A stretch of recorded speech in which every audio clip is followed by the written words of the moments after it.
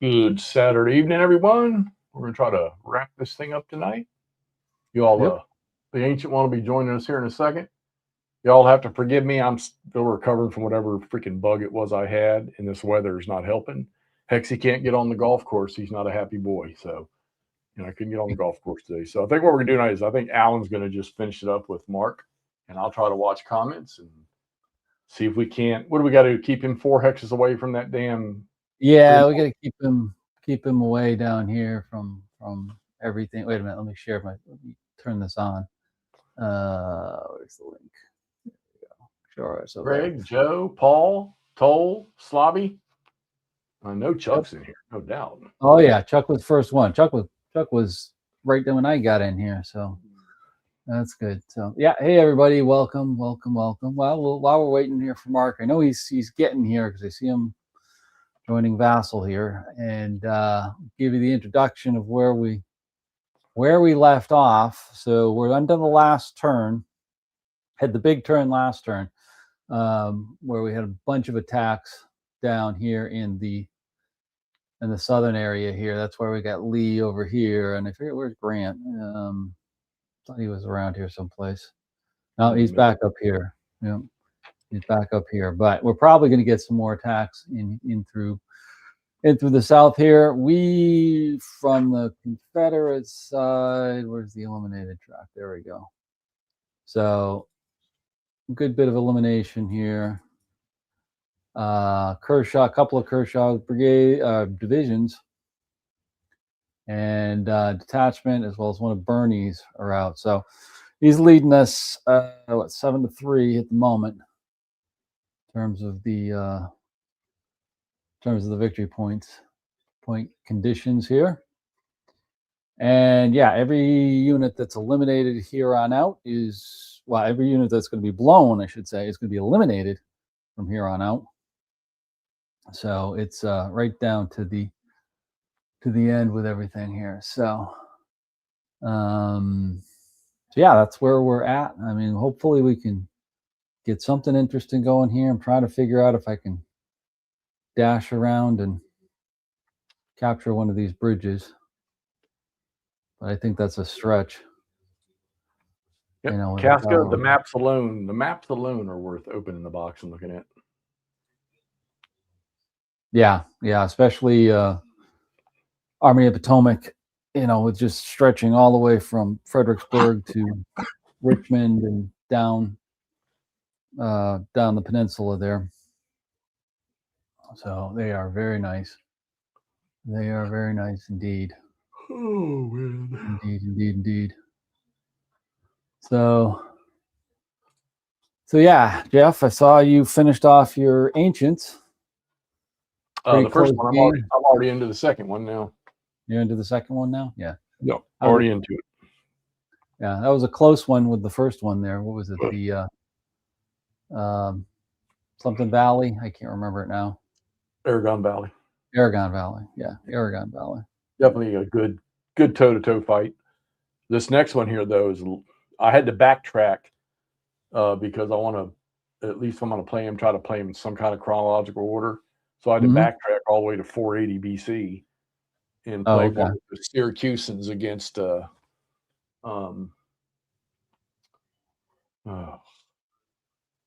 Carthaginians. Oh, okay. All right. Playing the Battle of Himera.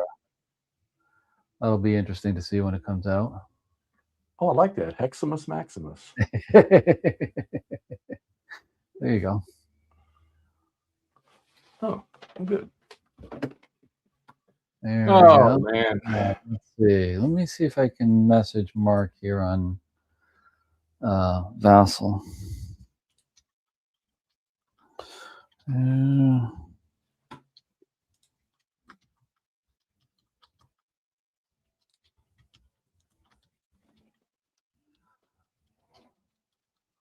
So yeah, we've got Mark on Vassal here. I'm not quite sure what's holding him up on StreamYard, but people just hang out here for a minute.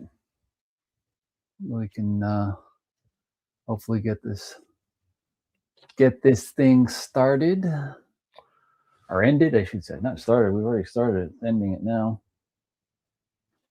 So lots of good stuff. Lots of good stuff. I don't know. Let's see what's new in ACW. Not much. Everything came out. We got it all now. Yep. I got to start punching that to get that ready to. You have not punched 3 Dog? I have not. Here it is. You are a slacker. It's still sitting in the box, and even more so if I come over here.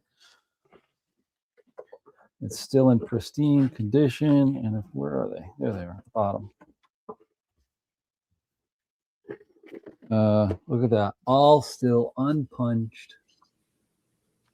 Look at that. Still ready to be punched. Not the ancient one, but we got an ancient one. Yeah. Wardrobe. Hey, Wardrobe. Oh, hi. Oh, hi, everyone. Hello. Oh. How are you doing? Good, good. Are you waiting? We are waiting for Mark. We're not quite sure what's the technical He probably issue. had a bigger channel reach out to him and want to go live. So he's in the room. Well, that would be kind of weird because he's on our Vassal, in our Vassal room. I don't know if you know this, but Mark's a smart guy. He's playing this game without being on with you guys, and then he's playing another game and being on another show with some other guys, and then.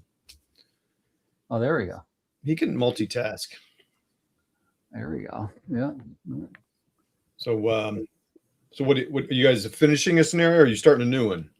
No, we're finishing the wilderness one we started about a week and a half ago. So we just got one more turn. Mark. Oh, that's right. Yeah, I forgot. So kind of like, yeah, sure. Let's do it. Let's do it. So it's a Saturday night. Beautiful. Kind of waiting on him. And, and that was your GB. That was your 3 Dog there you were showing us? Yes. Yeah. I said I've got to get started punching this stuff so I can bring it down to Harper's Ferry. And Jeff was shocked. I shocked Jeff. Oh. He said it was still unpunched and unclipped. Well, Jeff had his done the day he got it. Like he had it sorted, trade labeled, blah blah blah. I mean, the guy's an animal. No one can beat Jeff. I know. In punching, anyway. Punching, clipping, sorting, painting, playing ancients. I guess I'm a little worried he's just going to start putting all of his guys here in this game in line formation, marching, bringing elephants on. Oh, doing the elephant. I got chariots on this next one. So. Oh yeah. Yeah. Is it like ASL and gets super complicated when you bring in vehicles? It adds a little more flavor. Yeah. It's funny that the first turn of this game here, there's cavalry that arrived in a port right in the middle of the enemy's camp. Oh. And the enemy thought they were their cavalry. Oh, that's awesome. So they get to raise hell for the first turn without any consequence.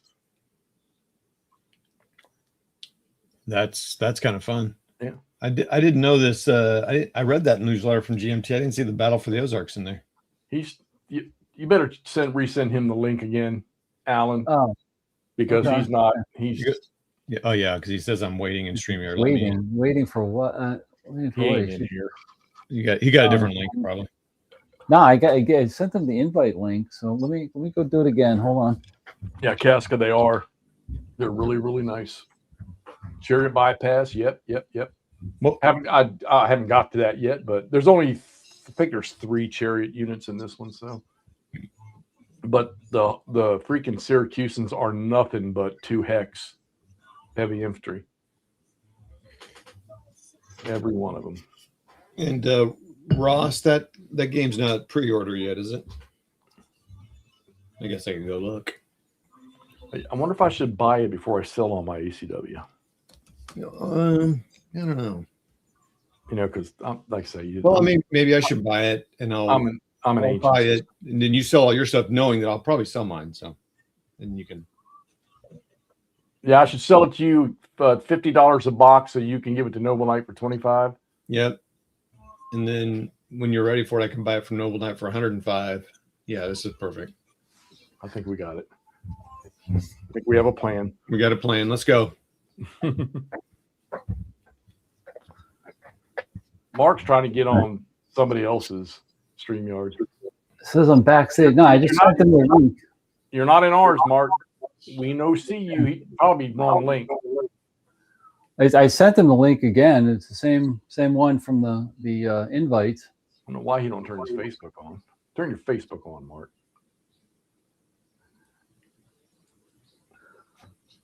Yeah, do you got him as a friend on Facebook? I don't. Yeah, but he's never on it. Oh. He's got more important things to do. That's what Casca. That's what Ross will sound like Thunder is talking about.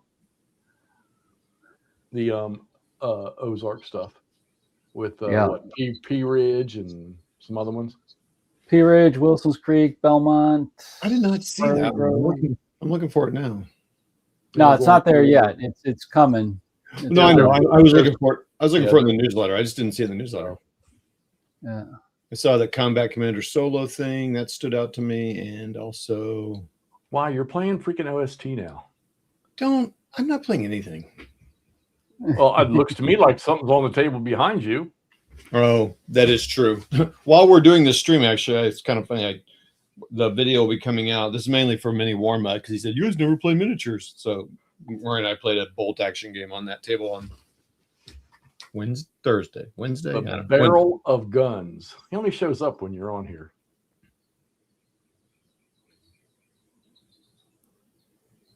Yeah, that's the right link, Mark. You got something's wrong. Oh, that's weird. Well, I've never seen that happen before. Yeah. I've seen you in the hit list here, buddy. AM3UW7P. Yeah, that's it.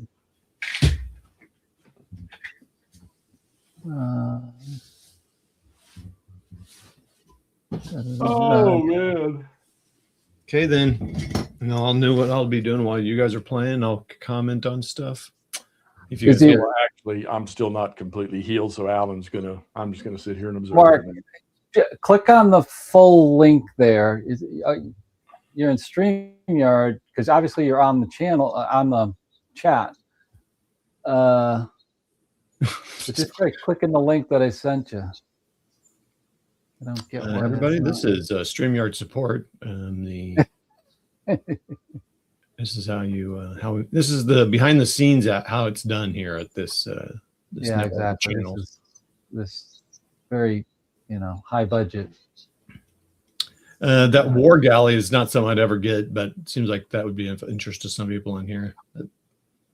Oh yeah, War Galley reprint. Yeah. Right. Jeff, you'll be playing that because you're a big Ancients guy. Does it involve water? Yes. Pass. And you're not. I don't even know if that's Ancients, honestly. Yeah, I think it is. A lot of triremes and crap like that, probably. I can't put him in I can't put it in the private chat because he's not in here. Fields of Fire. The turn Facebook on. Get on Facebook. We'll send you a link on Facebook, Mark. Turn your Facebook on. Just get Facebook on because I've emailed it to you. That's the link. So, what's everyone else doing out there while they're waiting for us to get this figured out? You in the chat. A few people in the chat. It says entering as a guest. I checked the invoice today. This is good till October, so. Yeah. That should be okay, right? If he says a guest. I don't know if we have a phone number. What do you want a phone number for? Phone number. I don't know if there is a phone number for this. No, there's not. Oh, some programs have a number you can call into to. No, this isn't. Dialing. We ain't fancy like that. Huh. That's a bummer, man. I wonder what's happened. Yeah, I don't get what's what, because he should come in a browser just like he did the other night. So I'm wondering what's up. I sent it on Facebook, but he's not watching that. He gets on there sometimes. I think he posts on there sometimes. He was posting about So you think it's cool? I just threw away all the full GVACW stuff out of my 3-dog to lighten the box up. Yeah, I pulled it out. Yeah. Yeah, just threw it away. He's telling you to email him your phone number. Oh, yeah. Oh. Yeah. So you can talk. Mine. So we can talk to it. While he's doing that. Okay, hold on. Jeff, I know you guys talked about this, but I think I missed that part of I wasn't on for all your unboxing of 3-dog, but I really like those big hex. Oh yeah, the zoom ins. Yeah, those are nice looking. Yeah, I'm just so glad they're doing that now. I know they do that in Army Group South, and I know they do it in a lot of GVACW games, but everybody seems to like those. I got no place to set it up right now. I got 2 games over there. I'm still messing with Terry's game, and then when you said it required 4 sleds or whatever counter trays, I was like, didn't know they were coming with them too, and that was pretty awesome. Yeah. So once I figured it out, obviously 4 GMT trays will drop in there. Yeah. Oh, look at here, the Gray Ghost himself.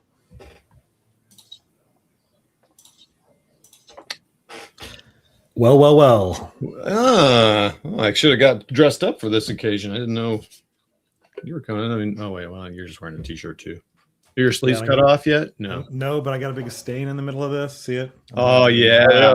Now you're reaching our level. He'll be there. I changed to a clean old t-shirt. You got a dirty old sweatshirt on. Dirty old sweatshirt, no pants on, then you'll be right in with us. Oh yeah. How's it going, Ross? Going good. I'm working on the P Ridge playtest module, get that to Clinton, and then he's got his full playtest suite to get that moving. Because it's going into the queue for pre-order later this summer. And that's going to include... What do we got that hasn't? So we got Simple. That's the Simple kit is on pre-order. Stepping into Hell is on pre-order. There he is. Oh, backstage. Okay, he made it. He made it. Damn, pay them New York internet gerbils more money so you have better internet. No. Oh, hang on. I got to kill the other volume. Yeah, Doug, good. I'm glad I saved you a couple dollars. I'm in real time now. I don't know. It was the screen's very small. I thought I was in, but I had to push another button. That's all. Apologies. Yeah, crap happens. Yeah. But now I have Alan's phone number, so I can torture him anytime I want now. Yeah, perfect. So you guys ready to play this last turn? Yep. Or so what I'm going to do is I have you on the TV set so I can see in a 10-second delay, but I'm going to bring up the thing, and I want to just talk for a moment, just so everybody's on the same sheet of music. Is that okay? Mm-hmm. Yeah. Okay, yeah, so I'm sharing out now. So yeah, you guys see I'm synchronized, sending synchronization. Please wait a few minutes. Oh, so I have to synchronize again, I guess. Is that what it's telling no, me? you should be. You're in here, I think. Yeah, I mean, I see the map, and I'm moving. You see me moving the map around? I don't see moving a map, but I'll move a unit. Move a unit. All right, I'm gonna move this cavalry unit. Did that move? Yeah, that moved. Yep, that's fine. You're in. Good. Yep. Okay, good. So, what I wanted to do for folks who, I would like to bring your attention to. I can use this radar thing. See these you guys right here? Yeah, field. And Kershaw. Yeah, Kershaw, Field C, Field A, right? And his cavalry unit. So this is just because I want to make sure that you understand. This is a rule that is, I think it's well written, but sometimes people are confused. So these 3 units are all 5 hexes from A, you see? So in other words, 1, 2, 3, 4, 5, right? Okay. Any unit that's in that zone, it's ZOC and ZOI don't block outside of the zone any strategic, pathways. Now, this guy and this guy are outside the zone. They totally prevent. They block. Yeah. They do block it. So realistically, if I'm able to, obviously we'll be maneuvering and moving around, but if I can clear this zone in here, it'll be a Union strategic victory. I just didn't want to catch you guys off guard by all of a sudden pulling that one if you didn't understand what's going on geometrically. Yep. I was just looking at that before we got on, just to make sure that I was clear. And thanks for pointing that out. But yeah. Yeah, because the way the rule's written is it says a unit within the zone to include its ZOC and ZOI do not project or block. So, in other words, if like I said, I just didn't want to I just want to make sure you guys knew what was going on. Yeah. Let me with that though, I did have one question. I'm glad, like I said, glad you brought that up. Like this guy here, Field B, right there. Yeah, Field B. Yeah. He's outside the zone. Now let's just say, for the sake of argument, he's outside the zone. But does his ZOI and ZOC being projected back into the zone, does that count for blocking? It counts for any kind of game purpose, but it won't block the strategic path. Okay. So the strategic path is basically an umbrella around in this case, the A hex. And right, but if he was but if you think about it logically, if he's projecting a ZOI into the zone, then he's outside the zone. Therefore, he was blocking it anyway. Yeah, he'd be blocking it there. I'm just thinking if for some reason, some crazy reason, you could kind of trace a loop around it. You know what I mean? But it included. Well, you really can't because remember it has to be on roads. So it's not like I could go wandering. It's not like it has to be down the road. So you can't be wandering, through the woods and all this kind of crap anyway. But anyway, no, it makes total sense that the ZOIs projected backwards don't count. So that makes sense. But what I'm trying to say is it's moot because if you're outside the zone projecting it in, then you're already blocking it on the outside. Yeah. Okay. Okay. So to catch us up to where we were, you guys automatically have the initiative, and last session you rolled a die, and so Lee gets to redeploy without you passed the redeployment roll. So that's where we're at right now. Yeah. So we're up to HQ redeployment. Unless you have you want to talk about anything else before we go? No. I didn't have anything else. No, that was the only thing. You, Jeff? What about you, Jeff? No, I'm good. Okay, I'm good too. Oh, hey, Mark. I don't have any questions either. Thanks, man. Wardrobe has a lot of questions. It's just not pertinent to the game at hand. By the way, there's a guest star in my room. Hey, Sophia, look up for a second. What happened here? Oh, just come over here for a second. Say hi to everybody. No, just come over here. You'll see yourself in it. Takes 10 seconds. Like you got a couple. Oh, okay. Here she comes. Hi. Hello. Hi. We're gonna be putting her to sleep real quick. Hello. There she goes. There you go. That's Sophia. And okay, so she'll roll dice for me at some point. But there you go.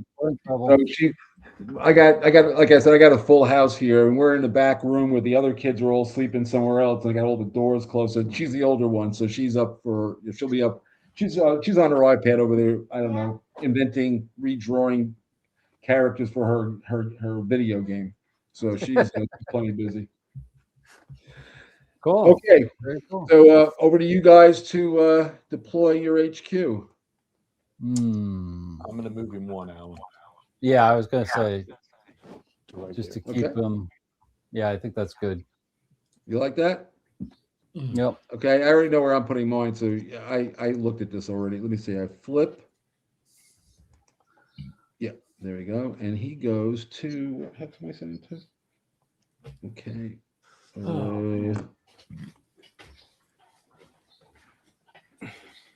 He's going to Mrs. Rowe's house. He's going to sit on the porch and watch the war.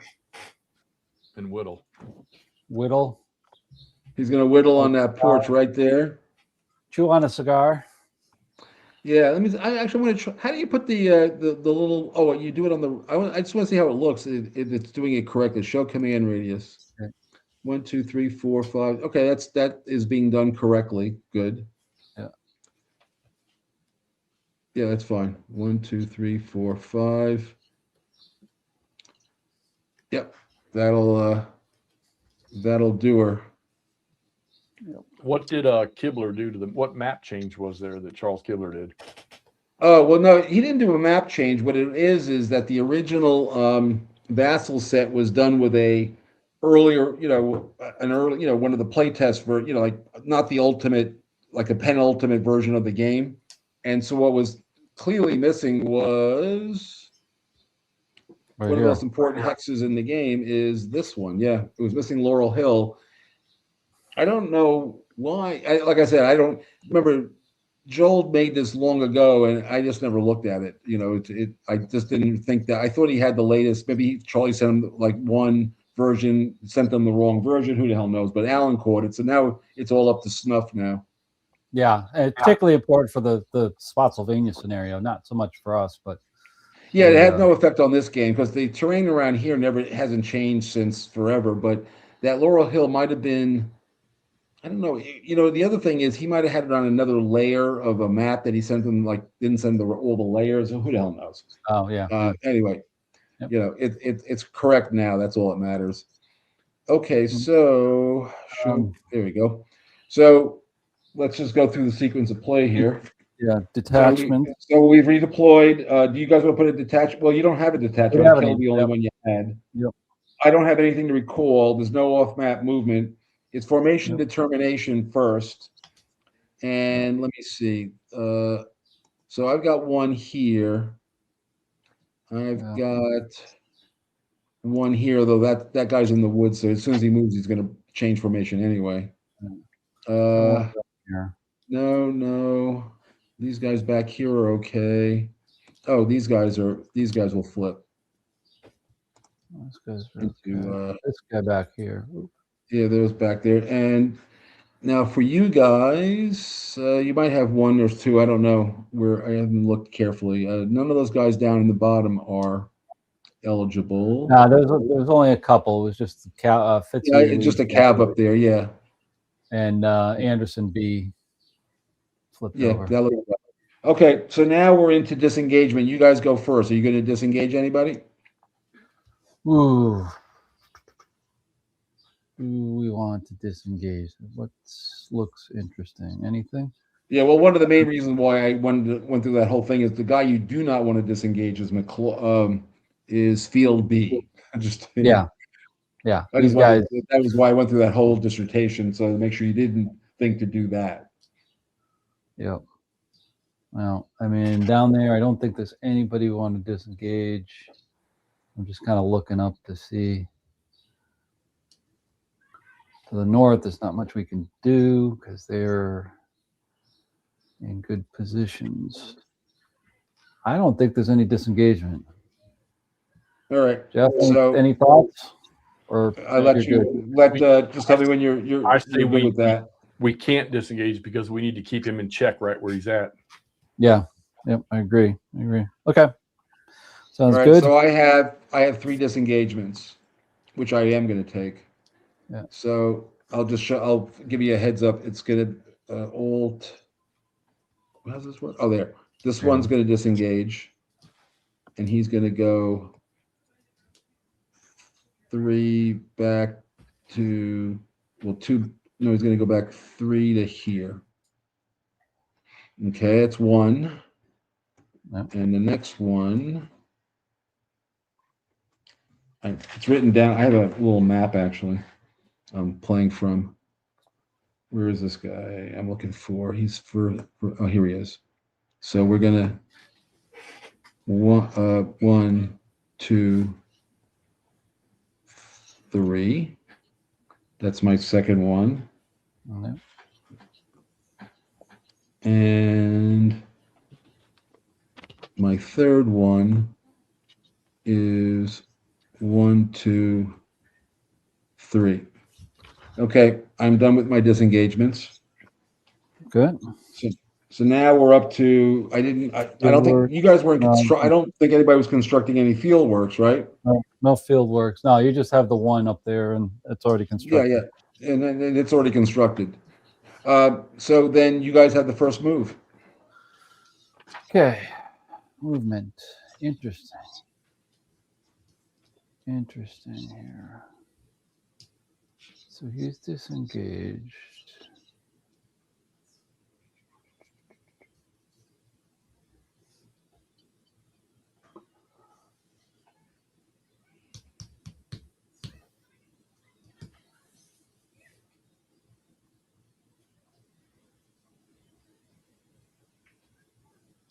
He'd be good over there. But.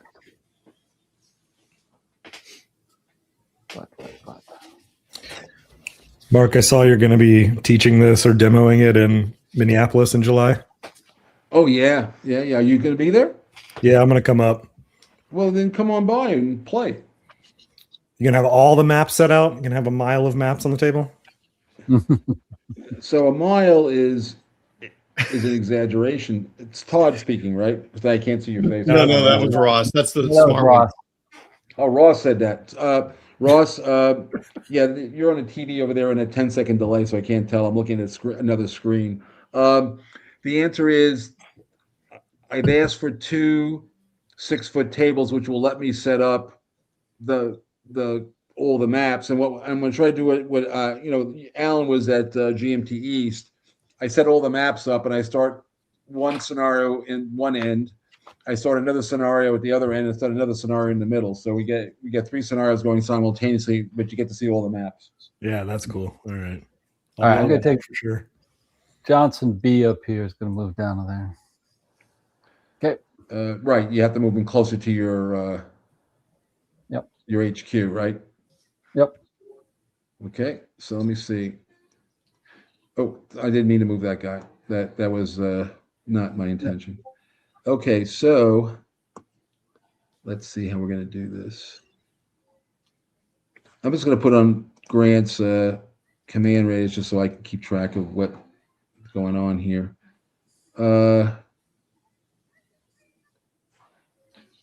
Yeah. Okay, I've moved. Okay. Barlow A moved down a space. Right.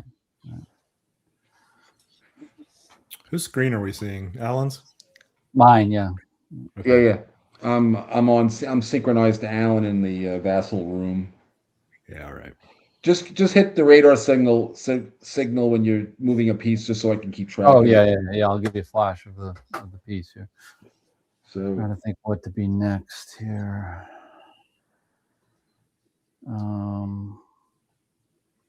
There can be locked up. He's gonna be stuck there. 4, 5, 6. 1,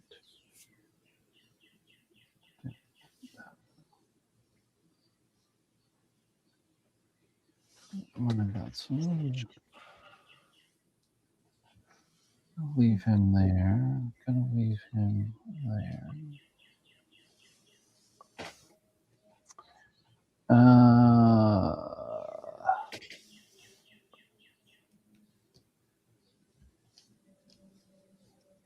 Stuck there.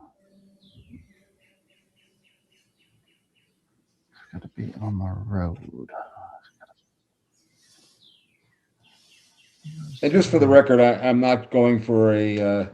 I'm playing with as my name, General Grant. I'm not looking for some cheap, tactical victory here. Oh, It's yeah. gonna be, it's do or die, baby. Yeah, I know. That's why that's kind of what I'm calculating here myself. Hey, Hexy, how do you feel, by the way? You feeling better? Yeah, I'm still a little bit drugged, but it's going away. Whatever. I don't know what got me, but it got me. Oh, you hang out with a lot of different people, I'm sure, at work, so you get whatever they get.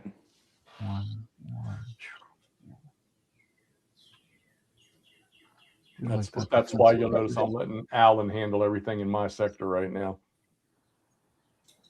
You're not supposed to operate heavy machinery or Civil War divisions? Yeah. Yeah. No heavy machinery or Corps Command while under the influence. Well, this is very responsible. Oh wow! I just looked up. I see we've got a full boat here. We got all 5, the whole 4 of you guys. It's like the 4 Stooges, Whoa. We just need to fit. Hey, I was a big Stooges fan. That's not an insult. I gotta move him down there, but he's gonna be All right, well I gotta do it. One. All right, sorry, moving Anderson here. Boom. Yeah, I see him. Go ahead. 1, 2, and then flip. Okay, so Anderson went 1, 2, and he flipped. Right, I see him. Okay, so my next move is Barlow B went down 1. Not much I can do about that. Yeah, this is incredibly historical, it seems, Let's go over there. because this is second core duking it out with first core. Here. I love when that happens. Yeah, just a little farther south than actually happened. Actually, it's not much further south, Or but not it's south. definitely further west. The West, real yeah. battle, in the real action. So this is Up here. No, but let me see where you're looking. No, this is where the Widow Tapp's house is, and so the front lines were more like here, Yeah. here. Because it was right around the unfinished railroad, because there was a big Yeah, Muffed and that, right around exactly. And one of the things I did do is even though I have Longstreet coming in from down the road, which is how he attacked, in reality, his path was really he actually entered here, went up here, and when he got to Parker's store, he went right. But that was going to create all sorts of you could put a variant in, but the map's cut off. That was the problem. Right over here, right off the map here is Vertiersville, and that's where the big crossroad is. That couldn't get it on the map without really screwing up Spotsylvania Courthouse. So it was just, like I said, sometimes you're just stuck for so much room. Yeah. All right. What am I going to do here? Have you moved? I didn't see anything. No, I haven't moved. I haven't moved yet. I'm still talking and thinking at the same time. All right. Let's bring Anderson. Oh, and by the way, I have 5 ammo and you have 6. Right. That's what should have on here. Let me just double check it. I just want to make sure we had that right too. Yeah, let's move those down. Now we're right. All right. So let's move again. Anderson down 1. Oh, you guys shifted Lee is. Oh, I had Lee in the wrong place. Yeah, now that makes sense. Okay, so I got that. Lee's right here. So Barlow B goes there. Over to you. All right. Kind of what I thought. He's okay for now.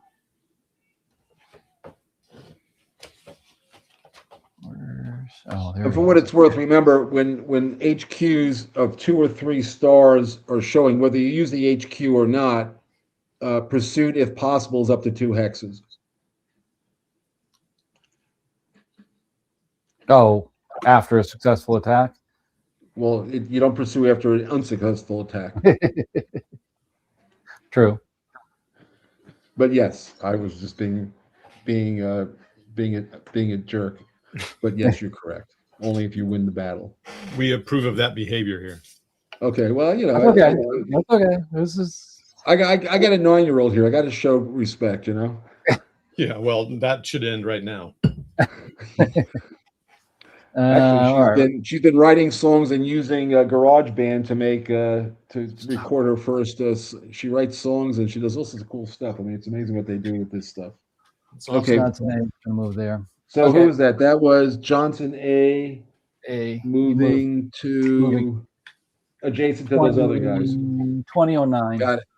Yeah. No, I see it. I remember I'm translating this to a written map, the real map. Okay, Barlow A's moved.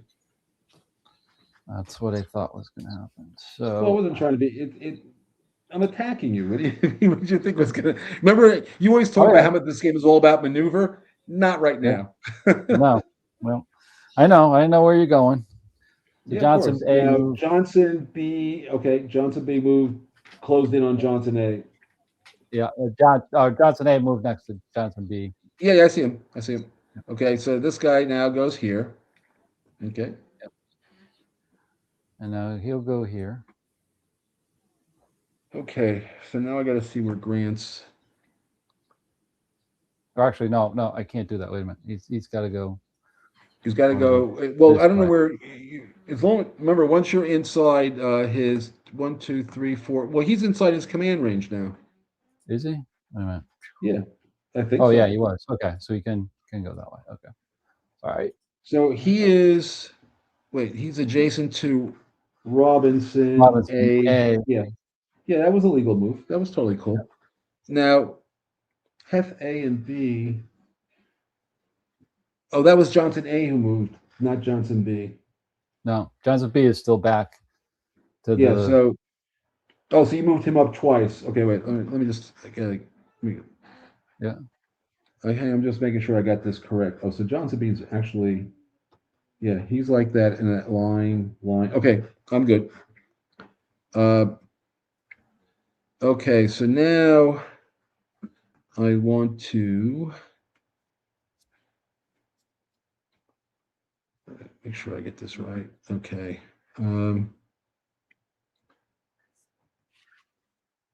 So Grant's, I gotta make sure I get his. I moved legally here. Oop, I didn't want to do that. I wanted to show his command range.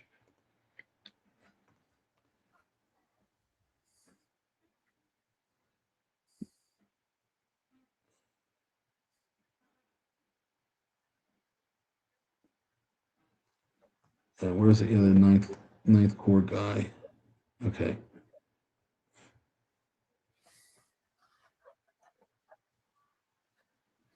So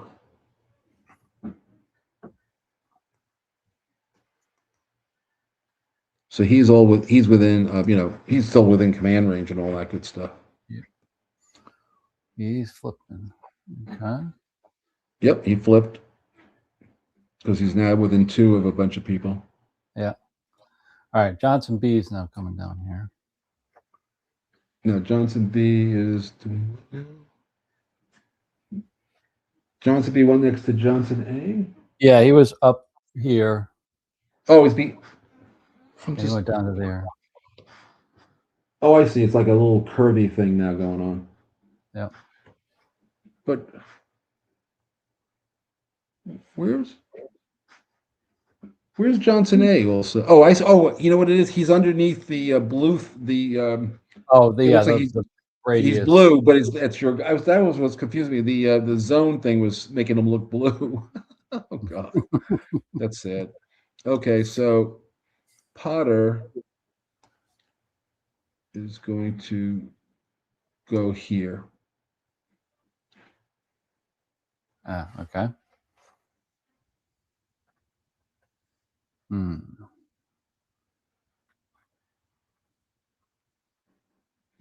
Mm-hmm. Interesting.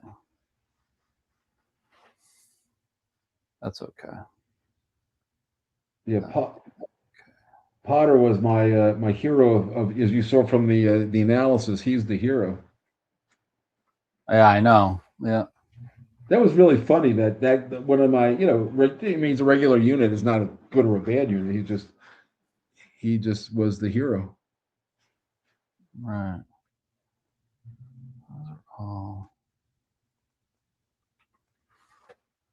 So he'd be over there. All right. Think I need Well, to bring. this attack's practically going to come down to one. We'll see how it works. Yeah. May work, it may not work. What are you doing? I'm gonna take field A Yep. down here at the bottom. He's just gonna Yep. move to there. Okay, so now he is. So now his stuff is active. If you know what I'm saying. Yeah. His Yeah. Okay. He's out of the 5, 1, 2, 3, 4. Yeah, he's out of the 5 hex range. That's of right. A. Yeah, I like I said, the probability of getting a strategic victory is slim to none. Actually, is none really. But now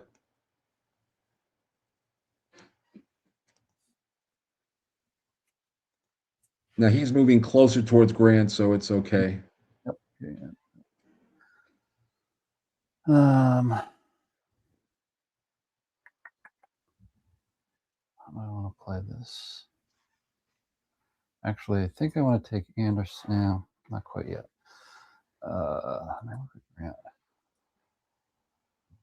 or Lee. Oh yeah, I know what I need to do. Johnson B up here. Sorry, I'm going back up here. Yep, got him. Gonna come on to the unfinished railroad next to Okay. Robinson Nice. A. Okay. Hey, Sophia. Sophia.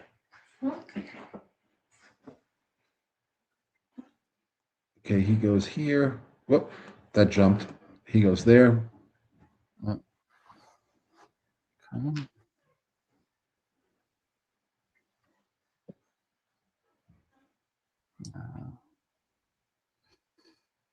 Yeah, okay, that's all right. Oops. I think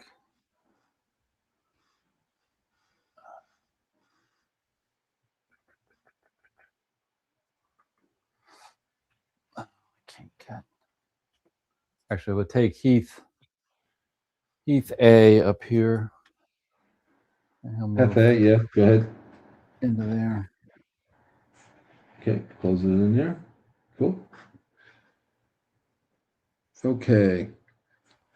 So now we got to look at where's his zone now. In the zone. 1, 2, 3, 4, 5, 6, 7. 2, 3, 4, 5, 6, 7. He can't go there legally. So he's those guys are pretty much out of it. Say hello if you're in the chat. Let us know you're watching.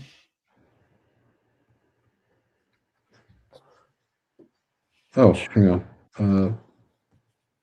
Again, I got to get rid of the zone thing. Keeps me not seeing who the Confederates are. Okay, now I see where everybody is. It's good. All right.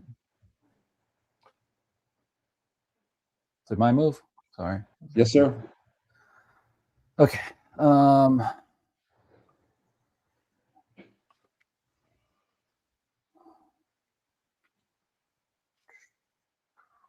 get much more going, I think. Get that attack He's got on. all right. I'm going to take Anderson down here next to Lee. Yep. He's going Where's to he go going? marching backwards a bit. Backwards as long as he stays in his zone, it's all good. Yep. So this guy is at this bridge. Okay, so he's here. And you sent Anderson back the way he came. Okay. Yep. So Gibbon B will move into the space. Okay. Come on, folks. 25 people out there watching. I've only seen about 10 say hey. Say hello. Anderson. Yeah. Don't You take jump much. on them there. You get them, Hexy. You don't let that happen. Anderson B just moved up next to Gibbon B. Okay. Yep, he sure did. And Griffin B has moved. Oh. Yeah, that field A move, Alan, that's exactly what I was thinking. Cross that river. Yeah. Yeah. Like I said, I couldn't stop you. You could have done that move at any time because you were going first, so it didn't really matter. I couldn't stop that move. Well, just look and see what we have left here. Well, yeah, Mark, while he's moving, I started the Battle of Himera. That's Himera. Okay. Interesting little thing with that cavalry at the port. Yeah, it's interesting. How many, the original Alexander, when I created the system from, in the beginning, I was doing it for GMT directly. It only had the 4 famous battles, but there's just all of those, Philip of Macedon battles and early Alexander trying to consolidate his power battles, and they fought the Greeks and all this kind of stuff, which got added later on. It's kind of cool. Did you move, Alan? No, I'm looking to see what I have left. Oh, okay. I just want to make sure. I didn't miss it. That's all. No, I'm thinking I'm gonna pass it to you because I don't see anything else that's looking good. So Okay. roll the dice. All right. So, hey, Sophia, come here to Grandpa. Oh, I love that name. Tell me they named after Sophia Loren. She's Sophia. So, come over here. Here? The mouse is over here. You see that little gray dog there? I Yeah. want you to click it. Okay, like this. Yep. Well done. Good job. Yay. Yeah. There we all go. right. Training. So I've got I don't know how many. Let me count them up. Hey, she's waiting. I got 1. Oh no, he's in a ZOI. Let me see what I got here. 4. There's only guys that are within range of the active. So it's actually not that many moves, by the way, because Grant's he's in command range. So that's the other. So I got 1, 2, Oh, yeah. 3, 4, 5, 6, 2, 3, 6. 4. I think I have 7 guys that are, but maybe did I miscount that? Let me see. 1. No, that guy doesn't count. I might have miscounted. Wait, 1, 2, 3, 4. I think I've only got 4 plus 3 is 7 moves. 7 moves. Yeah. Okay. All right, so this is not going to take long. So let me just make sure I don't screw this up. 1, 2. That's 1. Yep. 2, 3.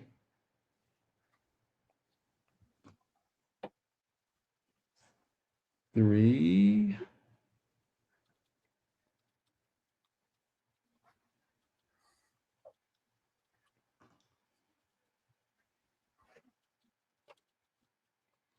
3, 4, 5, 6. How many do I have? 7. 6. And 1 more.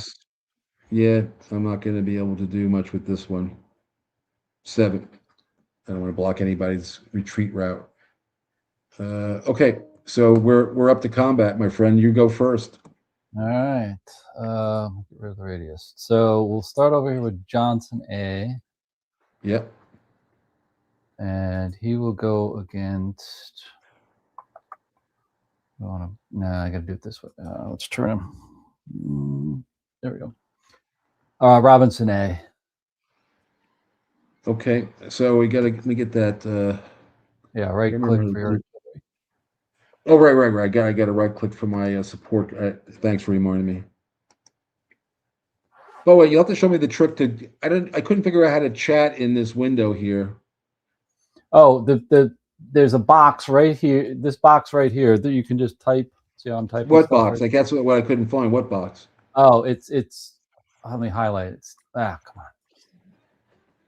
Highlight the right box. Up here. Right off the map where the log is. Right in here, there's a. Oh, you can't see the box on there, can you? I guess I'm looking at it now. There's a little box right underneath the log of the moves and everything, and you can type in something there. Wait. It's on the top toolbar or somewhere else. Yeah, it's in the log. See the log right here? Can I flash this? No, I can't. I don't see the log. That's the problem. Oh, you're not. Mark, you probably got the separate windows set up, so you're just seeing the map. Yeah. Oh, I do have the other ones, but is it some other? You got to toggle over to where the text log is, and it'll have a text entry at the bottom of it. Yeah, I guess I'm. Let me just see something. We've actually got. I see. Is it part of the is it part of the online stuff or is it something else? No. It'll be right below all the scrolling text of where we're rolling dice and everything. Yeah, right. Oh, right it's below here. that, you mean? Oh, I Yeah. see. Wait, hang on.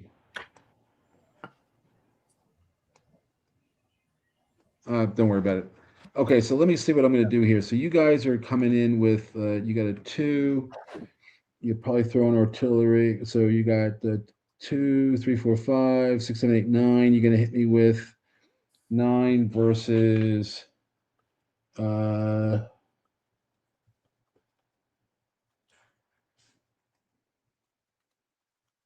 yeah.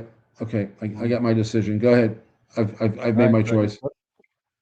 Hit All it. right. Field. Yep. All right. Both using it. So yeah, So I'm a 9. and I'm a 5. Oh no, I'm not a 5. No, you I got am going to be a 6. 5. I'm not throwing in Grant. You're not throwing in Grant. I am not throwing in Grant. Okay. So you'd be a 6, right? Because you got support from Griffin B there. 1, 5, 6. You're right. It's 9v6. Yep. You roll and I'll roll. All right, here we go. Evening, William. I saw you, 6. buddy. I just didn't say nothing. 6 Sorry. is an SA. Good. Yeah. And 1 is definitely a D.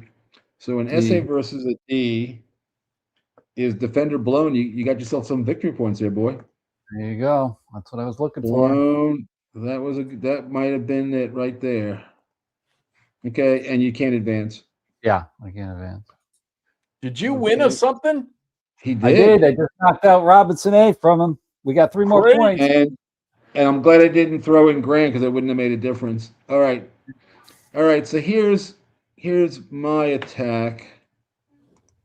It's going to be Bernie B hitting Wilcox, Yeah, this is gonna hurt. and I am throwing Grant in. All right. And let me get the artillery thingy. 4, 7, 8. So I'm going to be 2, 3, 4, It's a 5, It's a dice roll thing. 6, 7, 8. I'm going to be a 10 no matter what you do. Yeah, hold What on. are you- What are you doing? I'm not throwing in Lee, I don't think. I think we'll be an Okay. 8. We'll hold it at an 8. You're an 8? Yep. All right, 10v8. This is the big one. 9. Could be Grant getting killed, but it is an SA. Yeah. All right, Roll. here we go. 0. Here. There's what I was looking for. So much Oh, for that. I'm glad I didn't throw Grant in. All right. Well, it's a defender Right. blown. Defender blown. So He's gone. So we just traded bodies. Yep. And I definitely advance. Where is he? Did I advance him? Yeah. He advanced, and now I have to roll a die. Grant's fine. Grant's fine. It's only 6. 4 plus 2 is a 6. All right. Okay, you're up. All right. Now let's go after. Let's go after the cheap points here. We'll take. Or Okay. try to. Let's go with field A down here. Where is he? Yeah. There we go. Versus Wilcox. Okay. Wilcox. Try to get him. All right. So I got. Where is he? Oh, hang on a second. I got it. So let me just catch this thing up so I can count easier. So Wilcox is out. Bernie B's here. Robinson A is out. Johnson A is here. So now it's starting to look like the wilderness, boys. Okay, so Wilcox is definitely in. Oh no, Wilcox is not in the command range anyway of Grant, so he's 1 hex out of it. Okay. So, and you are 2, 4. You are within Lee's range. command range. Okay, so let me see how this is.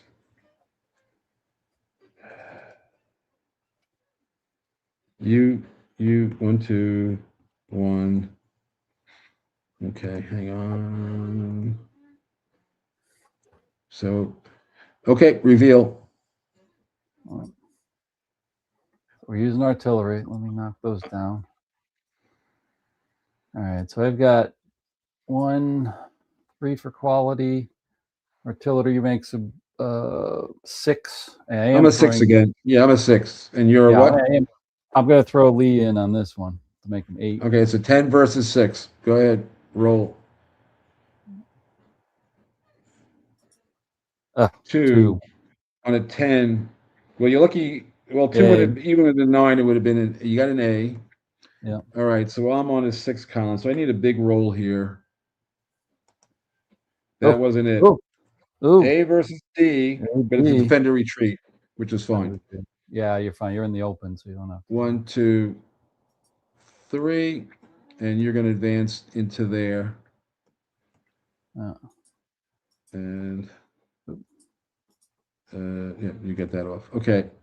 So my next attack, my next trick is going to be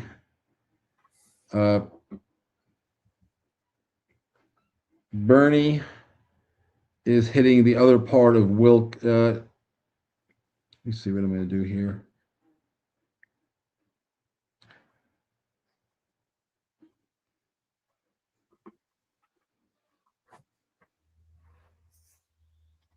Yeah, this is going to be I care. I don't think I care, other than popping him away from there. Come on, okay, so this is going to be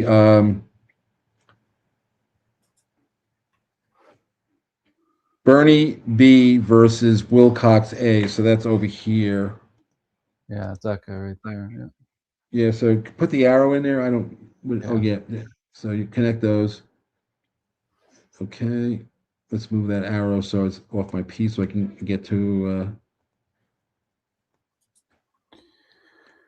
Let's see. Where are you? There you are. Okay. You can reveal it anytime you want.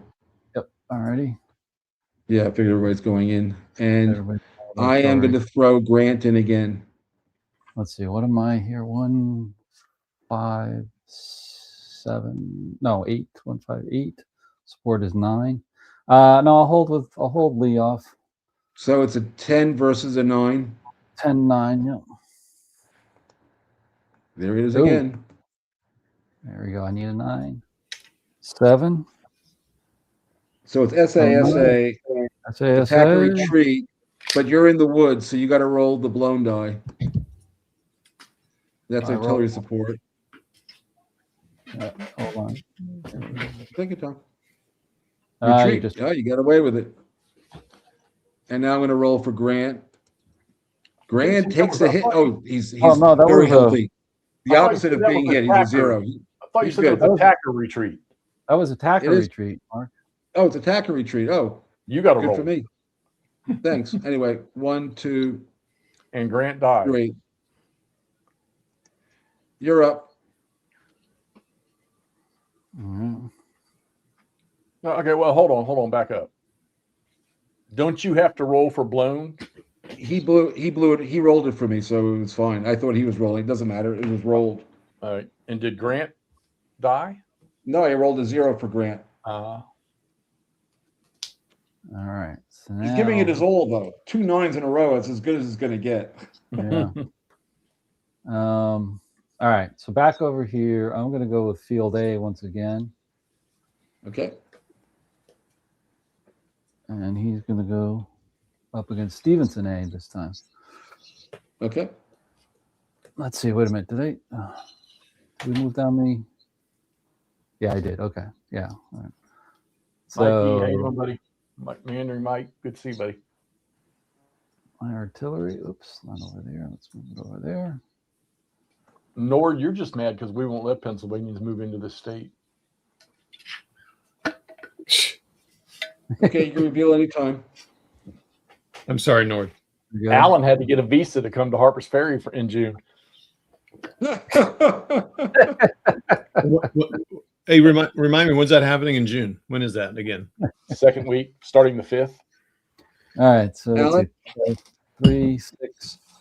Now he's got support from field B. So that'll make 9. Yeah, I won't throw Lee in. And am I in range of Grant? Hang on a second. Let me see something.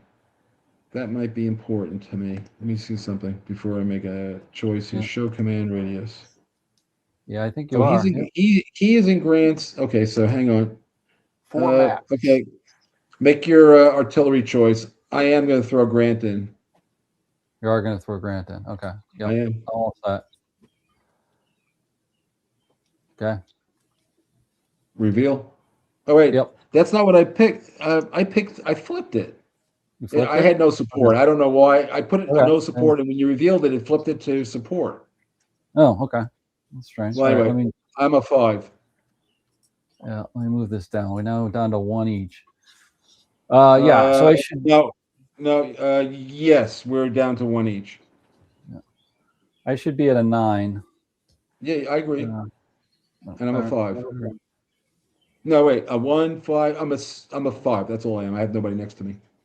Oh, a 9. Yes. All right, 9. Yeah. And I'm a 6, 7. I'm actually. Wait a minute. I threw Grant. Wait a minute. I got to get this right. I'm a 1, Yeah, you threw Grant in. 5, 6, 7. I'm a 7. Yeah. 9. Well, SA. SA. So that's attack or retreat. Yeah, but it's clear terrain, so he's not going to get hurt. Yep. Get rid of that out of there. And I have to roll for Grant again.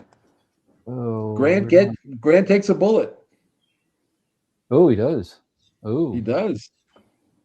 I got to figure out where I want to put. Remove casualty. All right. So he is. Hold on.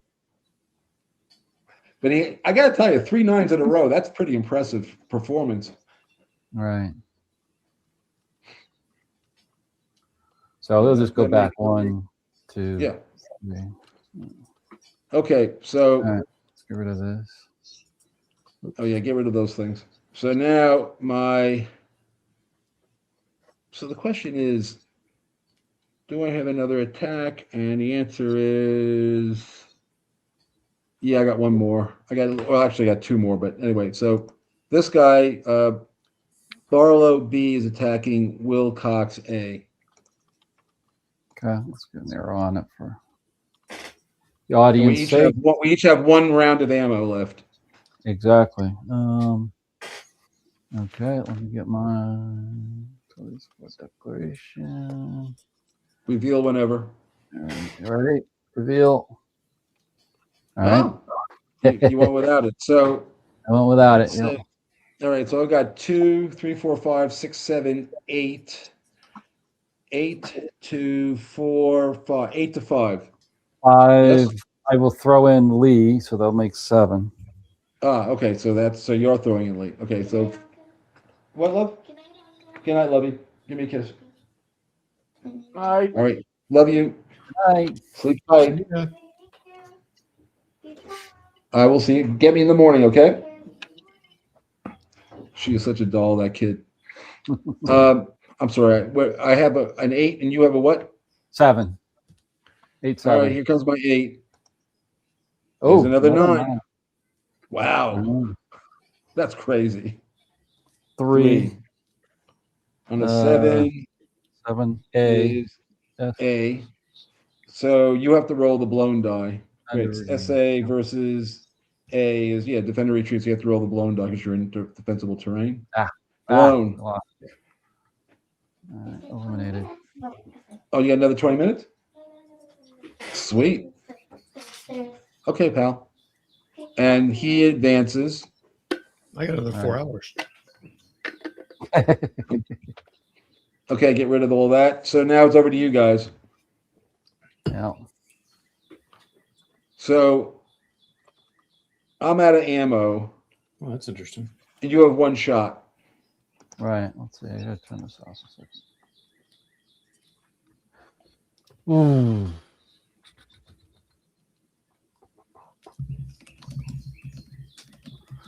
Yeah, so we're gonna take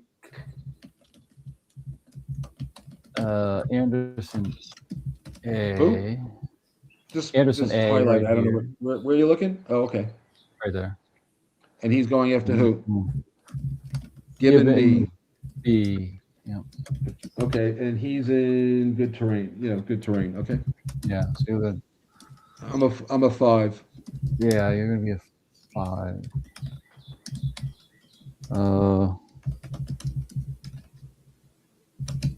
No, you're 5. Yeah, 5. Yeah.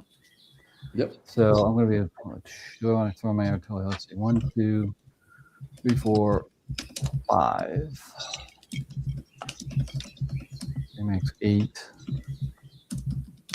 Yeah, I'm gonna throw in the last artillery here. I gotta get him. So let's take that down. So I am throwing in the artillery, so that's gonna make 8, and I'm a 5. then you're a 5. Yep. Roll. All right, there we go. 5. 5. Okay, I think you did okay there. So I have to roll the blown die. I retreat. Ah. And you don't advance. No, I don't advance. So at this point, I think there's really not much more to be had here.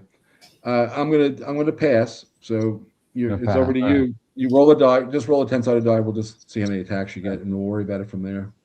0. 0. You have 3 attacks, but I'm sure that's 3 more than you need, or 2 more than you need. Well, let me see here. What do we got for eliminated units? Where's Robinson? What happened to your eliminated Robinson unit?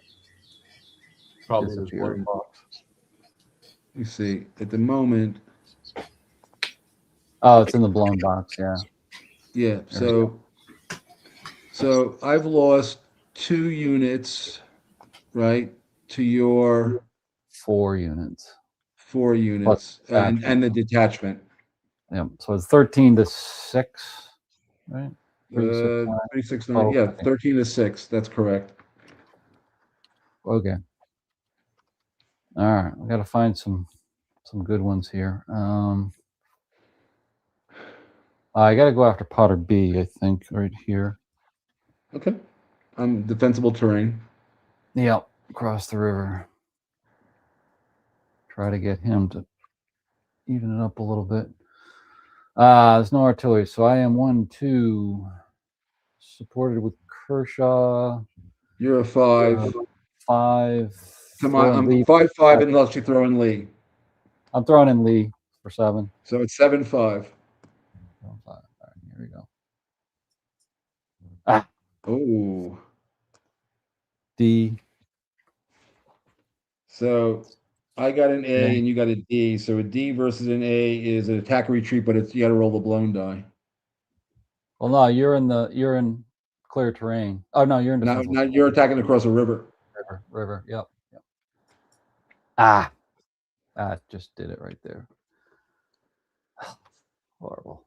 All right. I think I just got to an operational victory, actually. I think you did. Delete off of there. Let's see. Hopefully I don't kill Lee here, or Grant. Lee here. No, Lee's fine. You rolled a. Oh, what'd you roll? Oh, what'd you roll? I rolled a 0. Oh yeah, you got to roll for Lee, but I'm sure he'll be fine. Hey, Mark, doesn't this guy stop that? What are you saying, my friend? Doesn't this guy right here? He's 10-second delay. Sorry, doesn't he stop that zone of influence? The field. No, I'm behind. B? I mean, Potter B is behind a river. I'm not sure what you're asking. Yeah. Field B. You said zone of control, zone of influence outside the box. Oh no, there's no strategic victory. No, I said operational. I thought you said you just got a. No, I see. Remember, the 7-point difference or less is a tactical victory. 8 or more is an operational victory. Nobody's getting a strategic victory. Okay. Is that what you were asking? Yes, sir. Okay, we're good.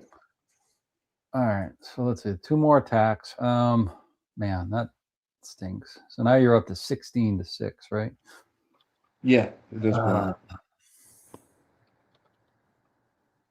Is there anything else we can do? 1, 2, 3, 4, 5, I mean, it's either Alan, it's either you just take whatever shots you got because I've only got 2 shots. I don't think it's going to work because I got to get, even if I got 2 units, it's not going to do it because, he's still got 5 units. It would be 5 to 4 at that point. So, I think we're there. I don't think we can get any more because I don't see anything that's going to cause blown units. Yeah, but that's serious. I buy into that. Hey, look, good news. We finished. There you go. Right. Yep. No, that was good. That was good. I'm glad. I'm glad. Well, first off, congratulations. I mean, I think it was I thought it was a well played game. I mean, And oh yeah, I liked it. And I have to say that last run of 9s for me, I don't know where that came from, but okay, shit happens. Good old Vassal dice. Good old Vassal dice. So yeah, could have gone either way. Although Grant did take a cool. bullet, or his staff took a bullet, or something happened. Could have been me. Yeah. Who knows? Well, I've killed Grant 3 times. No, yeah, 3 times, 4 times. Sorry. Well, remember, every time you use your leader, it's a 6% chance he's going to become a casualty. And after 3, so 94 to the third power is going to probably get you to a pretty good number at that point. See, 9 by 9 is 8.8 and 0.7. Yeah, at that point you're 20. Yeah, you're starting to get up towards like a 16%, 1 in 6 chance of taking a leader casualty at that point. Oh, and it's also Grant. Yeah, it's like a 1 in 6 chance at that point. But the weird thing is, all the games I've played, I've killed Grant, but I've never killed Lee. Well, that's just shows your Southern sympathies. That's not has anything to do with you. It's Bobby Lee. It's Bobby Lee. Yeah, I tell you. That was Jeff.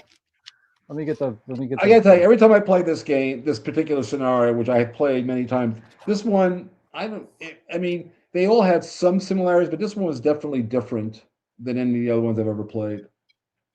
In a good way. I mean, it was a solid match. That's good.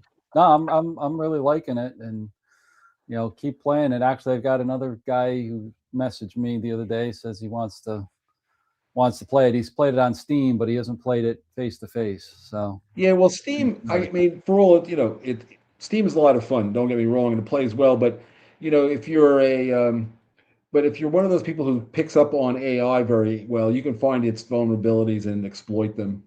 Yeah, you're telling me this is on Tabletop Simulator? No, sir. You know what Steam is like, I'm sure. Oh yeah, my library is like 500 games. Yeah, well, if you spend I'd give it to you for free if I had a way to do it. But if you spend another $7, you can get Rebel Fury on Steam. Oh, that's right. You all made the digital versions of them. I forgot about that. Yes, I didn't do it, but Bob Tipton did. Yeah. Okay. Yeah. So I'm going to. Well, let me just save this anyway. Save game. I do have a log file for you if you want this time, Mark. Oh, good. And I'm going to send. Hang on. I'm going to do this, but this time I'm going to do. End it now. Yeah, hang on. And then I can see you guys on the screen here. And Hexy, and there we go. Let's see. Save. Okay. And I'll drop off here. And there you guys are. I can see you now on the screen. There you go. There you go. Hey, Nord. Yeah, I don't need help like that. Well,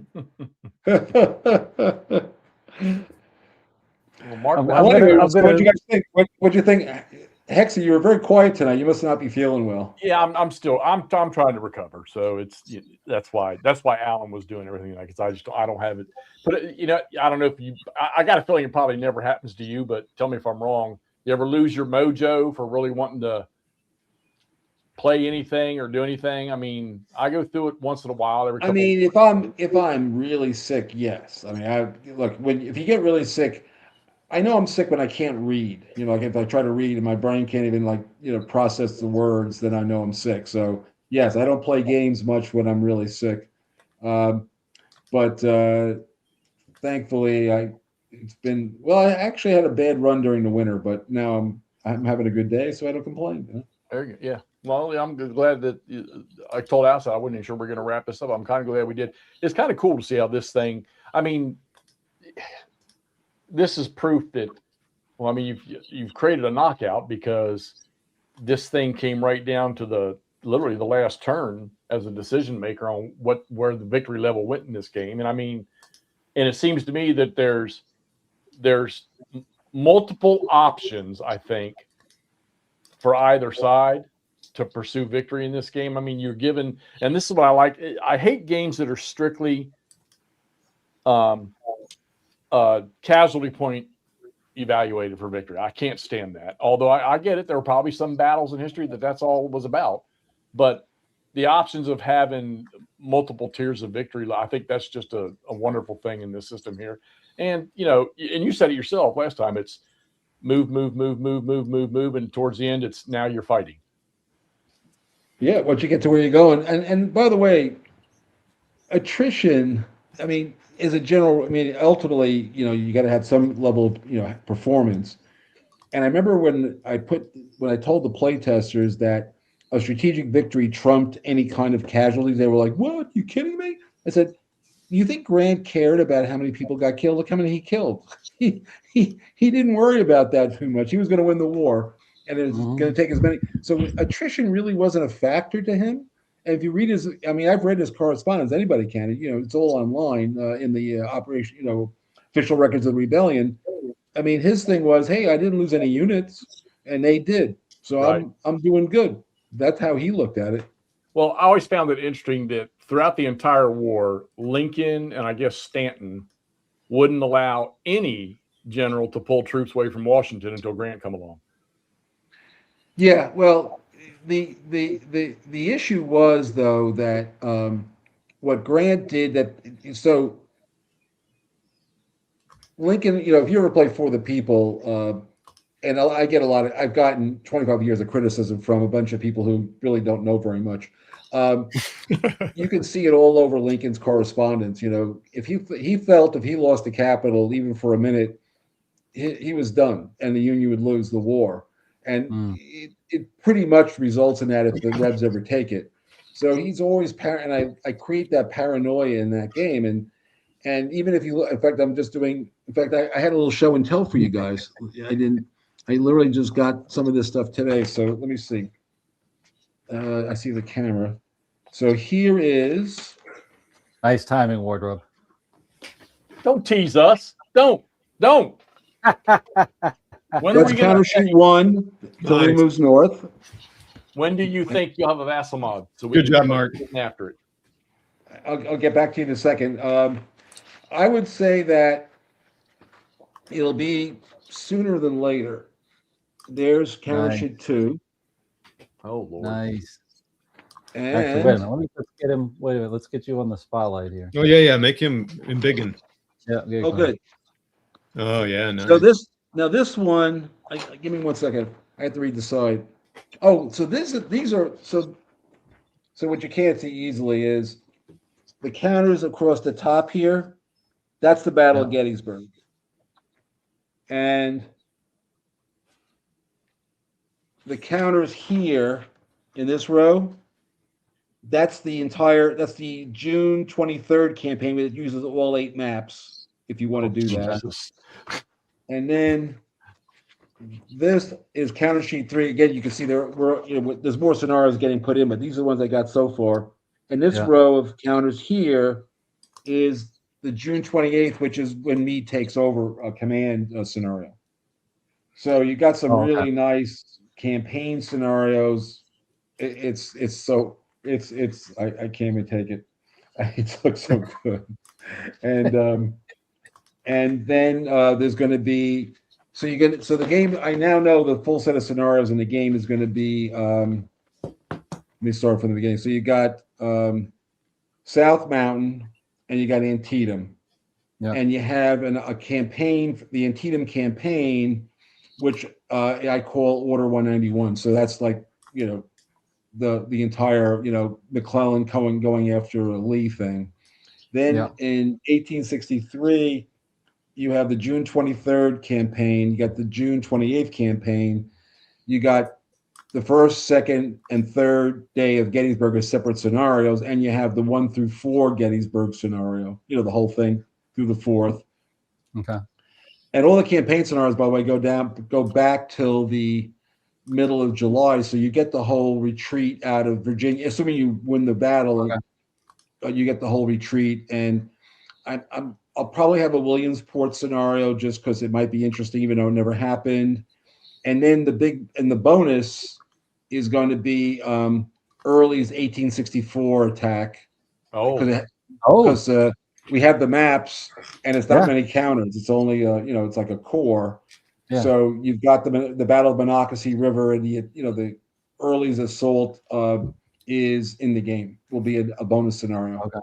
So Mark, Okay. on like Gettysburg, is it how many hexes does Gettysburg take up, and then like the battlefield? Like 5, 6? Like how wide would that be? Like All right. So in GCACW, the Gettysburg battlefield, like you typically see them at, it's like 2 by 3 hexes, right? There's gosh, no. The Gettysburg battlefield is probably 9 or 10 by 8. Okay. Yeah. Well, yeah, it's a different scale too. I was just curious. Okay. Well, that's why it is. Yeah. Yeah. Well, that's the point of the grand tactical scale. But what's really interesting is at this scale. So, did you ever read the book by his name is Troy Hermon? Lee's Real Plan at Gettysburg. Did you ever read that book? I don't know that one. never heard of it. Yeah, and there's a bunch of there's a lot of scholarship, and that's been given. I have a bunch of seminar papers from the Gettysburg has regular like seminars, and there's a whole. You can get them all online, by the way. You go to the Gettysburg Institute. I forget. It's got the word Gettysburg Institute. I think is what it's called. And every year they have these seminars, and there's a lot of papers. And what they're basically saying is the whole little round top narrative that's been affirmed by movies and books and all that isn't holding up to actually going through all of what was going on. So Little Round Top was a hood diverted most of Law's brigade to go try to mess with it, but the main attack had nothing to do with that. It was a converging attack on Cemetery Hill, which was a salient especially you see it at this level, no different than the mule shoe. And it didn't work, but it was and anyway, I just finished writing a big Cleo's Corner about it, and once I get it in, maybe I can probably privately share it with you guys, but you can't get out until after the magazine comes out. But but the reality is that it turns out that Sickles being in the peach orchard was far more significant than people think. And it may have been Sickles who, by accident, saved Meade, even though Meade thought he had lost the battle because of it. Yes. Where's McMurray? I know McMurray. I know. He misses tonight. I've always believed that Sickles' forward move was I'm not going to say it was stupendous, but I think it was intelligent. Jeff, I agree with you 110%. And by the way, all the scholarship, most of the scholarship these days, there's been a lot of analysis and a lot of detail from the official reports and the Southern Historical papers, and there was interviews with Lee after the war and his official, and if you look at it, they didn't even send a full brigade at Little Round Top, whereas 10,000 guys, Longstreet led 10,000 guys down the road, Emmitsburg Road, to roll up Cemetery Ridge. And the big attack, but he was the supporting attack to Ewell coming up East Cemetery Hill. Right. That's that's Hayes's brigade mostly, which is, of course, the Louisiana Tigers is the 6th Louisiana. So, and anyway, it's clear to me that that's what was going on, because if they were really going after, and it's a long, I've written literally 12,000 words on it, which I'm handing in a couple of days. So there'll be more than enough of my view of things. Now, am I right? Nobody can ever know. We can't talk to Robert E. Lee. And we can't talk to Longstreet. Ask them different questions. It changed the attack plan that they had by him being there. And Yeah, it disrupted the attack. It broke up the attack up the Emmitsburg Road right. because, and in fact, I just got, that the battle for the, and like I said, when we go, I've told my wife I may even try to drag her there with me because she might go for a night as long as the hotel's nice. I'll take her to one of the nicer newer ones they put together over there. What is it, like a Marriott and a Hyatt there at Gettysburg now? There's plenty of new ones up the York Pike there. Yeah, exactly. But I'll be there. Like I said, I'm planning on coming on the 19th, and I'm going to bring my Gettysburg. I'm going to bring some of this stuff with me, so you'll all see it. But like I said, my goal is I want to go to the Peach Orchard. That's what I'm going to do. I got to go to the Peach Orchard. Mark, did you get? I sent you some pictures of the Peach Orchard. Did you get those? You did, and I appreciate that. That was very nice of you. Thank you. I hope to stand there and talk with you more about that in October. Yeah. Well, like I said, I guess the $64 question for me is: are we going to keep playing games, or are you guys done? Yes, sir. Are you kidding? This has been. Well, I don't know. Alan and I can go back and forth, all the time, but having you in here, oh yeah. Well, listen, I'm doing. Just so you know, I'm playing you guys because I'm having a good time. That's why I'm playing. Wow. So the only thing I have to say is next week there's a family house, and as I'm the last living male in the family, I have to go up and power wash the deck and put it in order for everybody comes up for the summer, and the old boy has to go up there and clean the place up. Clean up the outside. The inside's impeccable the way my mother-in-law keeps it. But who's, by the way, I've been driving her around a lot. She just stopped driving. She's 100. Oh, gee, you and Alan have much more in common than Yeah, we've talked about it. Yeah, we talked about his. But anyway, so I'm going to go up there and so Wednesday I will be there.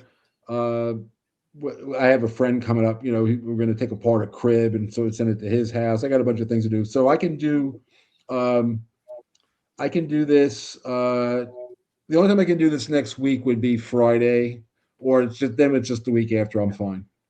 Well, we'll just push it off because I need to come out of my slump. And we're trying to. I'll tell you what. We'll go for what is today? Today is Saturday, right? Yeah. So we could go for a week from this coming Wednesday. Does that work? Yeah. Let me see. I don't have a calendar in front of me. Third. That's the third. That's 2 days before we go to the. Yeah. Yep. Yeah. I don't see a problem with that. Yeah. I'm good with June 3rd. We'll talk. And now I have Alan's phone number in case that was just user error on my part. Now that you see this laptop didn't show me that there was more screen that I had to roll up on to find that button. That was the problem. I thought I was in. It said you're in the back to let you in, and I didn't read it carefully that you have to set up your studio. Yeah, no I didn't see the button. Well, now I know how it works now, so I won't make that mistake again. I only screw up once on anything, so it's fine. Yeah, cool. But it was a good session. It was a very good session. And it's not even that late. What time is it? It's like only it's 9:30. And we didn't really start until about 8:20, given all this silliness that I went through. So Mark, anyways, a good battle. I got a quick question. You got 5 questions. I'm not. The kids are all Army of Potomac. Yes. Oop, he froze up there. Oh, there he goes. With the full campaign, all right.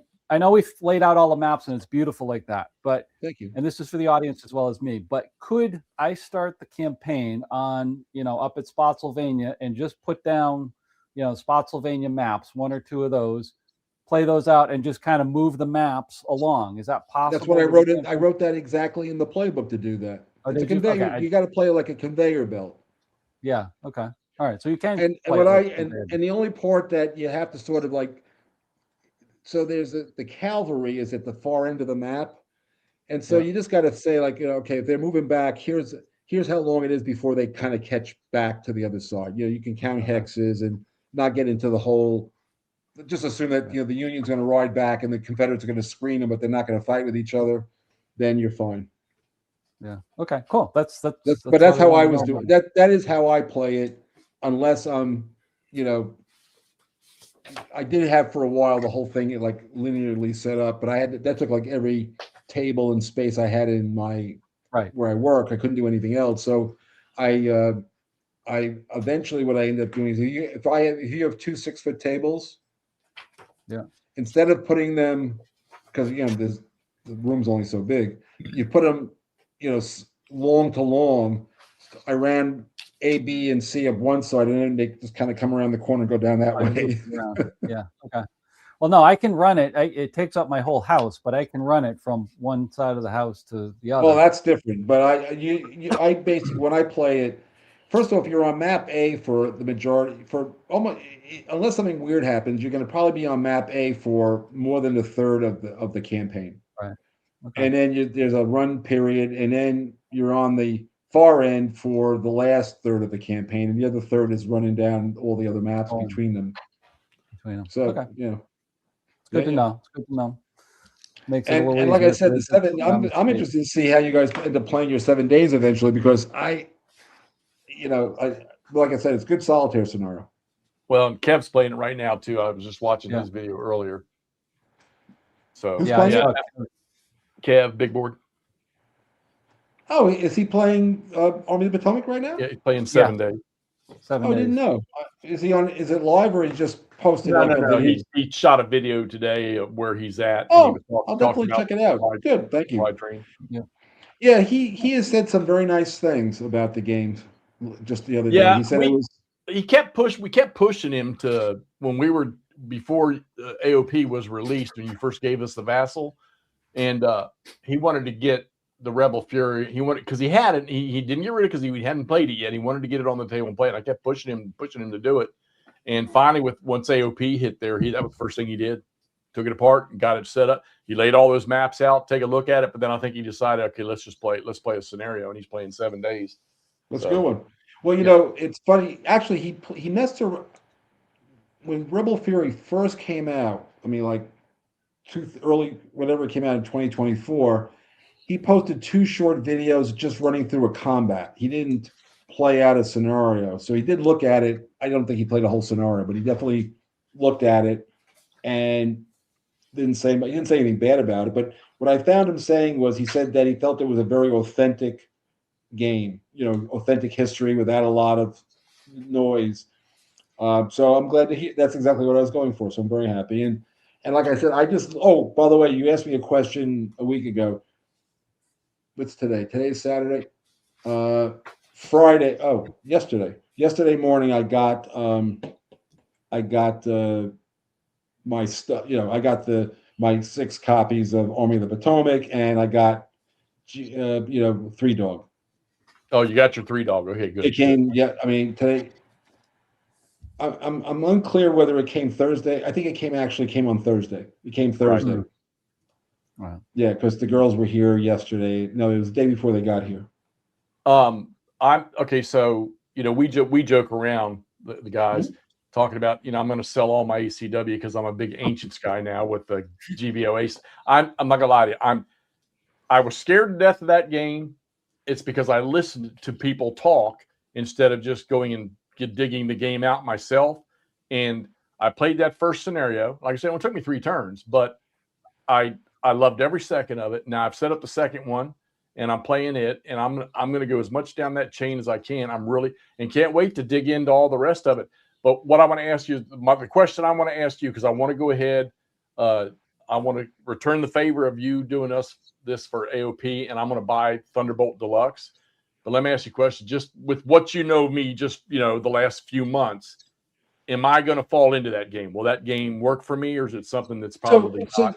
So let me talk about Thunderbolt and really it's Berg's system. It's an operational Ancients game, and you're playing a tactical one. There is almost no.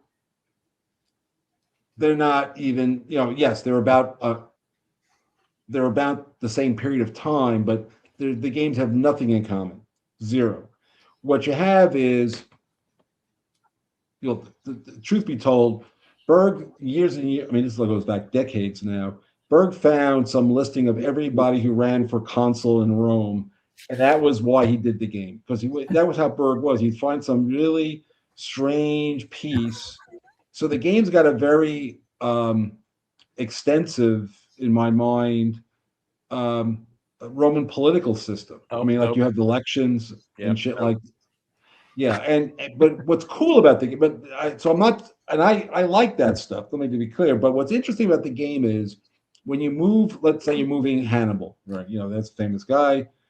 Hannibal moves as far as you want him to until he gets to what there are these events, like when he runs into, just like a little bit like, not like this, but the unit keeps going, and if it keeps being successful, remember, this is a period of this game's covering, it's like a year game turn, and in this period of time they can walk across the Mediterranean in a year.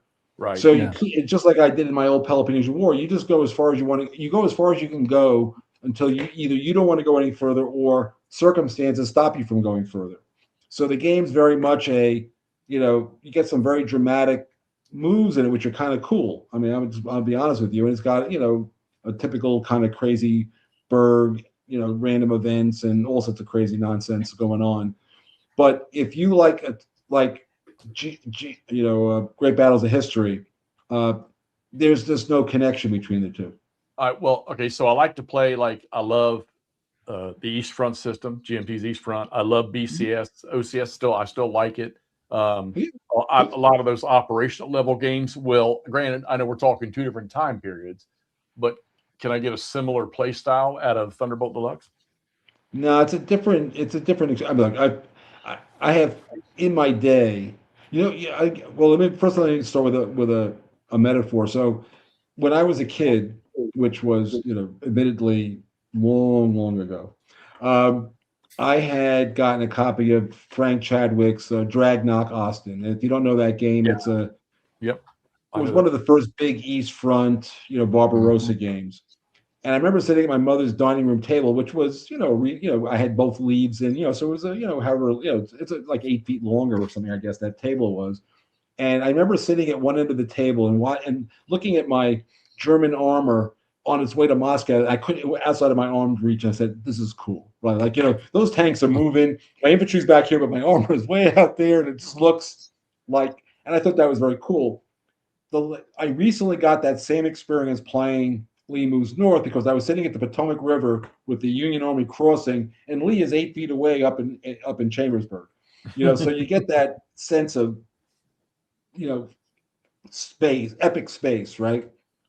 So when you're playing an East Front game, at the scales you're talking about, you get that lots of pieces, but a lot of map, right? You get that big. This is a strategic. Even though they say it's operational, it's really more of it's a strategic. I think it's more of a strategic as much as it is an operational game. And so there's only got 3 maps. And so guys are moving around, but there's not a lot of pieces moving around, because they don't have there's only like 2 or 3 armies on the board. There's some garrisons and shit like that around, but it's basically that situation. So it's just that kind of feel. And again, it's just different, but it's like the politics, getting your army, assembling your army, and getting into the field and doing your thing is kind of cool. And people love, and by the way, people love that thing. I mean, they're gushing about, what they've got right now in the deluxe thing. But, whether it's going to be for you, you know what I would do? The rules are going to be online. Get the vassal set and just push a couple of counters around, see if the look and feel of it even like it. Just do that. That's my best advice to you, because it's not an inexpensive package. I don't even know what it goes for, but it must be three figures, right? Well, it's up. Yeah, it's just over 100 now with the after pre-order price. Yeah. Well, it's like it's like with the like I said, with me starting with the Great Battles of Alexander, I didn't. Once I started pushing the stuff around, I was like, okay, I've been missing this. And I mean, the problem was, like I said, when I said I was listening to people talking about, and I don't know why, I should have just shucked this off to the side, because I list, people with the Army of the Heartland, which Alan and I intend on playing that someday. People complain. That's you mean the John Prados game? Yeah, that's a great game. And the rules are not a pain in the ass. Matter of fact, they're written in the order you do things, and I played it, and I should have done the same thing with the Great Battles of History. People talking about blah, the rules too tough, the rules too, and here's the simple rules, which they don't correlate. And so now that I've played them, like, what are they talking about? I gotta tell you something. So to me, all right, and so this is throwing zero shade and some admiration on my old, game design partner for that series. When he basically, I personally think that the simple rules are. I mean, other than the line command, it's not simpler. I don't see where the simplicity is, quite frankly. Right. So that's just me. However, from a marketing point of view, when he put out those simple rules, it like at a time when it was starting to lag a little bit, those rules re-energized the whole system. So from a pure, blatant marketing point of view, it was a ringing success as much as anything is in our hobby. So we'll do credit to him because he said, "I want to do a simple set of rules." I said, well, "Let me see them," and I looked at him and said, "You think these are simpler?" I mean, I remember I played it with him. I mean, and he was. I said, he said, and he said to me, he said, it doesn't matter that they're really simpler. It just means we just have to call it simpler. Right. And he said that they'll just believe it. That's what he said to me. I swear to God. Well, it's the same thing that's happening. You got to know Berg. So right now. I said, go for it. So with GBACW, the simple rules, it's. I mean, there's one sitting right there clipping counters right now that is. That's three dog. Except I assume that's the 3-dog. Is that 3-dog I'm looking at? Yeah. Yeah. I will tell you this. I will play the game. I will not play the simple rules. And I will not clip the counters. Those are 3 things that are going to be true. Now, what I might do is, Axis Empires, which is a really great game system, by the way. Yeah. Right? Oh, yeah. So I had a copy of.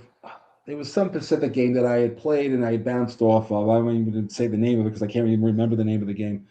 And Gary Mengel, Aardwolf, right? Yeah.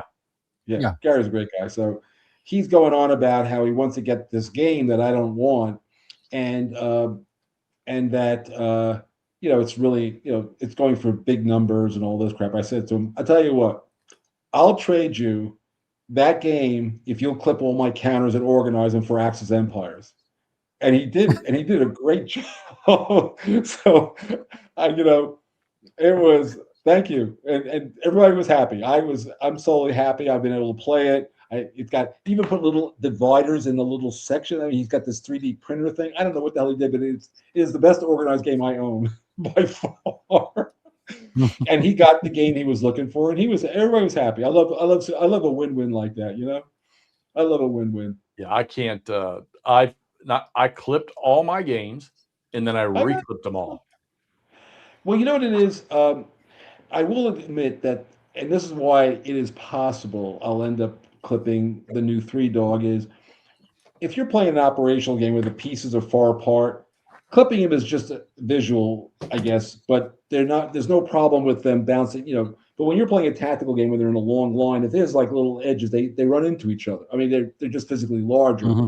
So tactical games sometimes causes me to clip counters like the bar system because you got these guys all punched up, they're all bunched up on each other, and every little fraction of an inch in the hex matters. So yeah, I can see it there. I've done it. I love my 3.0 clippers. I love them. People your heart's strong because I'm going to say something. I don't want you to have a heart attack on me. I still use nail clippers. Oh, we got somebody that still does that. Who? Yeah, Nord still does that. Yeah, but the answer is I don't turn them into stop signs. I mean, I just clip the very I'm pretty good at like aiming the thing where it just kills that little nub on the edge. That's all I'm going for. I've got to clip that stuff. There's Nord saying, but the other thing is you got to be careful with it with like clipping these counters for Rebel Fury. There's only one number, but when you're clipping like GBACW stuff. I mean, there's a lot of numbers on those counters, and the edges. You got to be careful that you don't like cut off information. Todd and I, Oh, yeah. when they were here last May, we had a clipping session. Todd, we knocked out 3 games, didn't we? I think so. Yeah. Yeah. And one of them was Rebel Fury. Oh, that's right. I love my Well, I will tell you that when we get together to play this again, I'm happy to play this scenario again if you want. We could change sides. You guys could be the Union this time if you want, because I find that one of the things that, or we can play any other scenario you want. We can play Chickamauga, which is a great scenario. I play tested that a million I times. would like to try that one. That would be a good All right, one. we play Chickamauga. We make you happy. That's fine. It's not a long game. Good. That's a 5 turns, I think. Yeah, it's the 18th. It's the night of the hold on. 18th. It's the 19th and 20th. It's the 19th and 20th. Plus, I gave you the PM of the day before. I'm almost positive. Yeah, there's a lot of that's a great activities. scenario. Yeah, that would be a fun one, I think. Yeah, it's a good Yeah. one. Now 5 turns. it's 5, isn't it? Yeah, 5 turns. Yes. Yeah, my memory is still pretty good for an old man.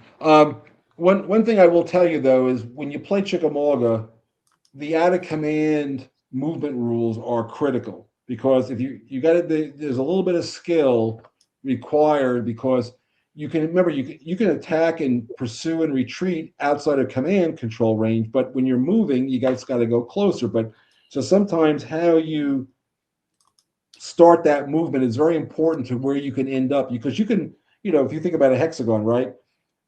If somebody's over here, you could slide like in a northeast or northwest direction. You can get across the whole map and still be getting closer, right?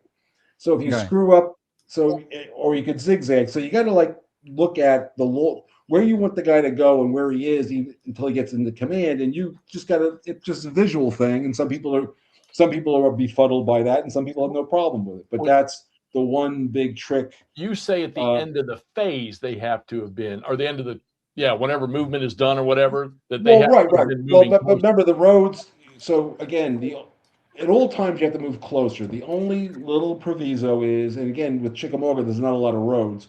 If you're on a road, as long as you begin and end closer to the guy, no matter where the road went, you're fine. But if you're not on a road, you always got to be moving closer. I mean, that's and given how bad the terrain is, you're usually only going 1 hex at a time. I mean, it's all woods.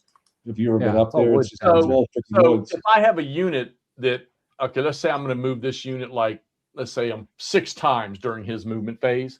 Yes, sir. Or during the move phase, and he's outside and he's on a road, I can actually take that road even though it goes away as long as when I'm done at the end of it, I have moved closer to the commander. At the end of each move, yes. At the end of each move. Okay. Correct. All right. I thought it was at the end of and then each move, because you don't know, nobody knows if you're going to move again. There's no pre-plotting. So move, at the end of every move, you have to be closer at the end of the move if you're using a road. If you're not using a road, every hex has to be closer. Right. Okay. So if you're on the road, you just stay on the road going closer. Yeah, the exception, you can't use the distributed property on the road exception. It's basically you're moving closer. If you're moving 4 hexes, every hex that you move has to be closer. You can't maneuver and end up closer. You have to always be moving closer. It's that one exception, and that's because, and that came across because some of these roads are and then you're always moving closer, but at one point you're the same, and it's not even that you're not closer, but you're the same distance. That's really where the problem came in. Yeah. I want to make this. This has been on my mind. I've been meaning to say this, especially with 3 Dog and AOP coming out. One of for you guys out there that play, I know look, there's a lot of y'all out there that played a lot longer than I have. You played a lot more games I have, and there's some of you that haven't. What I'm going to suggest is when you get this 3 Dog or you get AOP, don't jump in and try to play the full board campaign or the full board battle. Play yourself a scenario.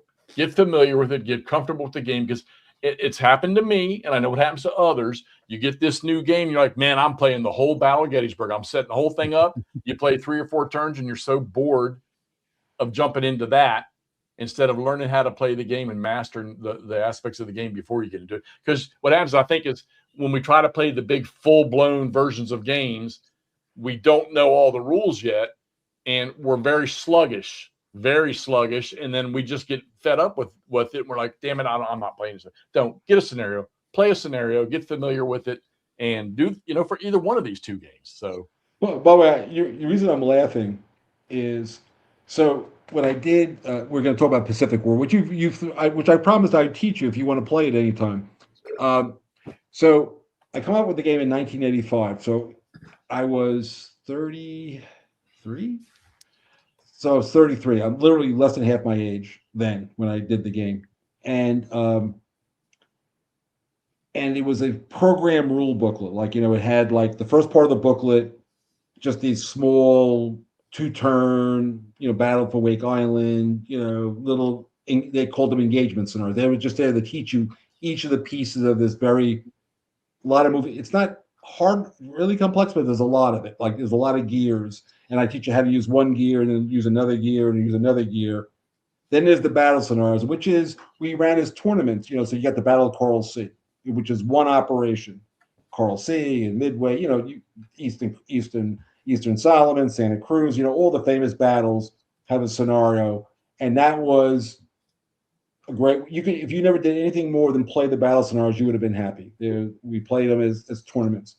Yep. Then where I designed the game for was the campaign scenarios, which is like Guadalcanal, breaking the Bismarck barrier, or the big Japanese opening attack on, the Southern Conquest scenario. That's what the game was designed to do. And get bored, we'll say the game is unplayable, which is exactly what John C., by the way, is my good friend. Good to see you, John. And then there was a strategic scenario. Now, back in the day, there was no Vassal. There's no online anything. None of that stuff exists. And there was just a Consum World was starting to come, was the big deal. And there was a group of guys. But I will tell you that the whole war scenario is overwhelming. It's got a lot of pieces. It's got I would love to watch or learn.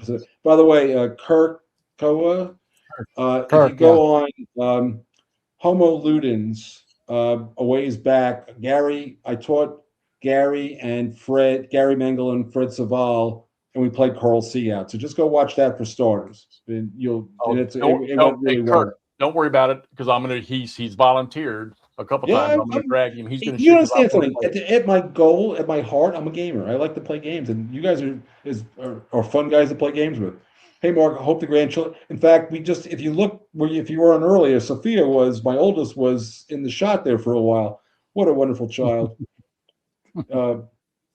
Anyway, all that aside, but thank you, John. He's a very nice man, John. We played the battle. Last time I saw him a couple of years ago, we played Battlestar Galactica on the some side. It was a lot of fun. I like John because anyway, the point. He says it like it is when he makes a comment. He's a good guy, solid guy. Anyway, so my point is, but then there was like maybe 5 or 6 guys who were like totally into the war, and they got spreadsheets and they did all this stuff because it takes forever to play.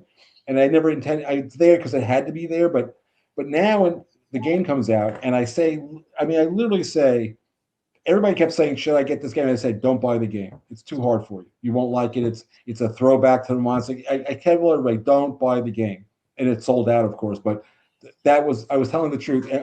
There's too many war game tourists walking around with a Pacific War going, "This game sucks. It's too hard." You shouldn't have bought the game. I told you not to buy the game. Anyway, so these guys, I get these rules questions, and literally what the guy did is exactly what he said. They got the game. Looked at it for 10 minutes, and he set up the strategic scenario. And now they got 1 million questions. You know why you have 1 million questions? Because you didn't learn how to play the game, and now you're just asking other people to tell you everything you're asking other people to teach you how to play the game. I even posted a big video on how to play the game. So they're not even doing that. So it's ridiculous. I mean, it's just ridiculous. And so what you're saying is so true of our tribe. People just go, "Oh, I'm smart enough. I could do it. I've been gaming for 30 years." Yeah, but there's a lot here. You're not going to have fun. Yes, you may be able to do it if you want to plow through and be like, but ultimately it's just too much. Yeah. Most gamers today don't have. I'll guarantee you that 90% of the people that watch anything we do, that 90% of them have one table that they can play a 1 map, maybe fortunate to play a 2 map. So why try to take on a big monster? You don't even think about it. Play you a scenario. I've split my big table up, and I'm playing GVOA on one, and I've got Terry's Unclaimed Victory on the other table. And I'm good with that. These guys are bouncing me around trying to put the monster back together and play Gettysburg. You know what? Vassal will work just fine. Well, yeah, well, that is the beauty of Vassal. But again, Alan asked the right question about Army of the Potomac. I play it as a conveyor belt. You know, you never really have to have more than one map. And by the way, it's okay if you have a map that's you only have half the map on there. If you just got to get transition to the other map. I mean, there's a lot of tricks if you don't have the space. But there's what is it, like 5 one map scenarios. I mean, that's a lot of game. Most games come with one battle. What I'm doing now. Yeah, there you go. That's a great way to learn there, Doug. So anyway, I've been having a great time, and like I said, is there any reason why GBOH does not have a series rule book? Yes, because I have no discipline. You're so full of shit. It's not funny. I gotta tell you, I love that straight face when you said that. I actually meant it. That's why it's a straight face. Leave me alone, Mikey. Y'all should Anyway. be tickled that I'm having hold on. I'm going to grab him because just so y'all know how much I'm into it. Okay. Oh, good. But I gotta tell you, videos and all that. No, just to be clear, Wardrobe's real name is Todd, isn't it? Yeah, that's right. Yeah. Hey, Todd, if I send you my game, will you clip them for me? I'll keep it. I'm not Jeff. Jeff will do that for you. No, wait, Mark. You got to realize if you send him the game, he's gonna sell it to Noble Knight. Yeah, for $2, and then buy it again for 10. I know. I'm a smart man. That's the one I did last night. I finished him up last night. Oh, let me This is see. the Let me first see the shield. Oh, that's nice. I freehand this stuff. I don't have. No, that's pretty impressive, buddy. That's now what did is that? Is that a 28 millimeter? Yeah, those are 28s. Yeah, I thought so. Look about 28. A couple of Persian. That's a Persian guy. Yeah, and then my Let me Greek see what you got there. Apellity. So that's cool, Jeff. Nice. Good job. Yeah, and I'm not looking at any references when I do this. I'm just, Well, wait. So this is what a nerd I am. So I one of the things Carol and I, it was a couple of years ago, we went to Greece on a cruise. But the point of the cruise was I wanted to accomplish 2 things, which I did. Boy. And so there's a guy, again, if you're getting into interest, there's a guy named Brasidas. He's a Spartan guy, right? And this guy was a really seriously good general. I mean, like he was like, top tier. And in Thucydides, which is the book that covers that war, most of that war, he jumped off a ship in this place called Pylos and got knocked out. He got hurt, got knocked out, and they got his unconscious body back on the ship because it was like almost like a marine landing. But he lost his shield. It's in the roar that he lost his shield. For a Spartan, that's a big deal. He didn't have his shield. And the Athenians took it as a war prize, and I got to see it. I got to see the goddamn shield that was written about back in 5th century BC in a museum. Wow. That's pretty awesome. And then I went to the spot where he lost the shield, which was the other part of the story. I wanted to understand the terrain because it's very hard to understand it from the description. Now I get the whole battle, which I always wanted to do. So that was one of those stupid things that my wife, God bless her, she's like, she was happy because they had really cheap linen dresses in Greece. So she was a happy woman. I saw.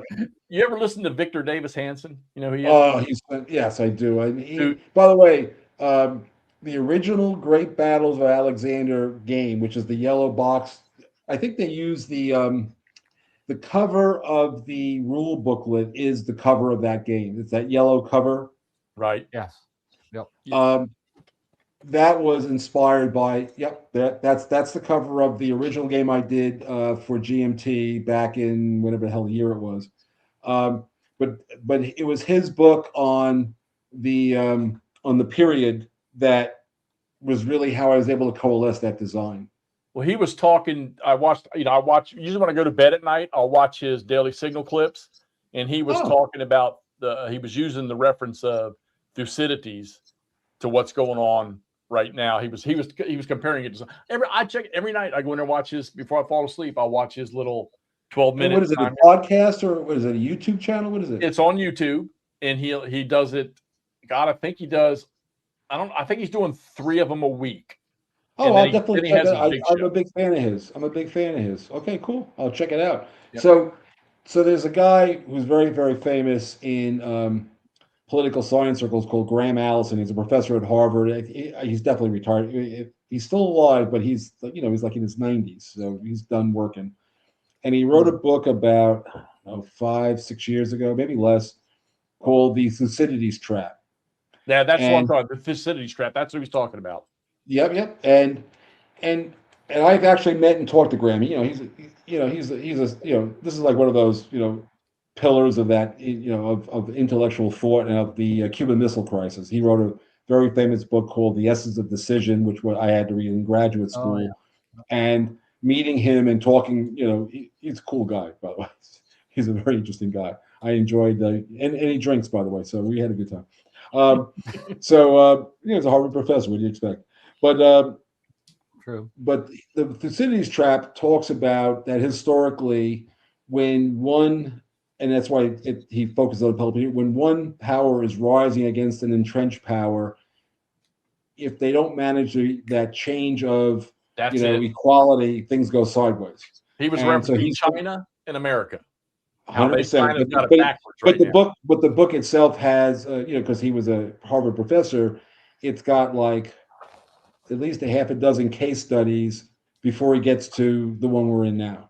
So it's a cool book, and it makes a point, and we'll see how it goes. But yeah, I don't want to get into I'll get upset. Anyway, let's see. Is there any difference in how basics are handled between some of the games? Oh, Joe. Hey, Joe Perez. I know Joe Perez, by the way. I must have met Joe Perez 100 times over the years. Good to see you, Joe. So Alexander and SPQR are very similar to each other, except that we put in all the Roman formation doctrine stuff, which is different than the Alexander's. My analysis of Alexander's army. So it's a different army. Samurai and Ron are move further. They're certainly, you'll recognize them, but but Berg has and before the battle, each side sends out their samurai champion, and it's a Berg. Berg got all into this Kurosawa thing, so and when he got going, I couldn't stop him. It was just so Samurai Ron are very similar to each other. In fact, they're exactly the same, but they are definitely, if you know math, 1 sigma away from Alexander and SPQR. Going back to why there's no series rules, because some of the games are just too different than each other. It seems to me though that other than units and how they operate, the core rules could be.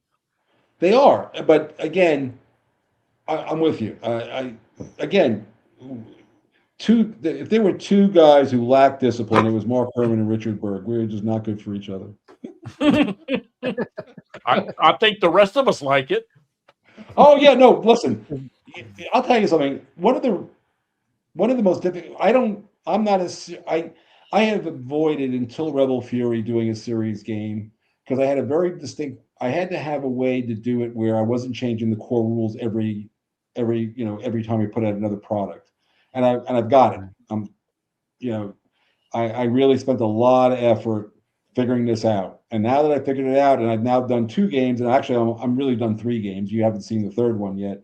It totally holds up. The campaign rules from Army of the Potomac lay right into Lee Moves North with no effort, and the new theater module allows you to play the whole Eastern Theater. So ultimately, the system will let you play, the big axes of advance, the Eastern Theater, that area from down through Atlanta, at that scale, the Mississippi River.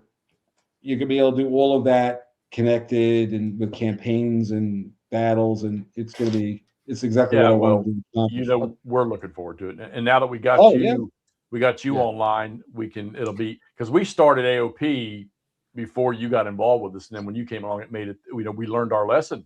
So hey, before Nord, I was thinking, Mark, if I was gonna because I'm not the biggest book reader. I don't need to. I got all these guys, and now I got you, so I don't need to read anything.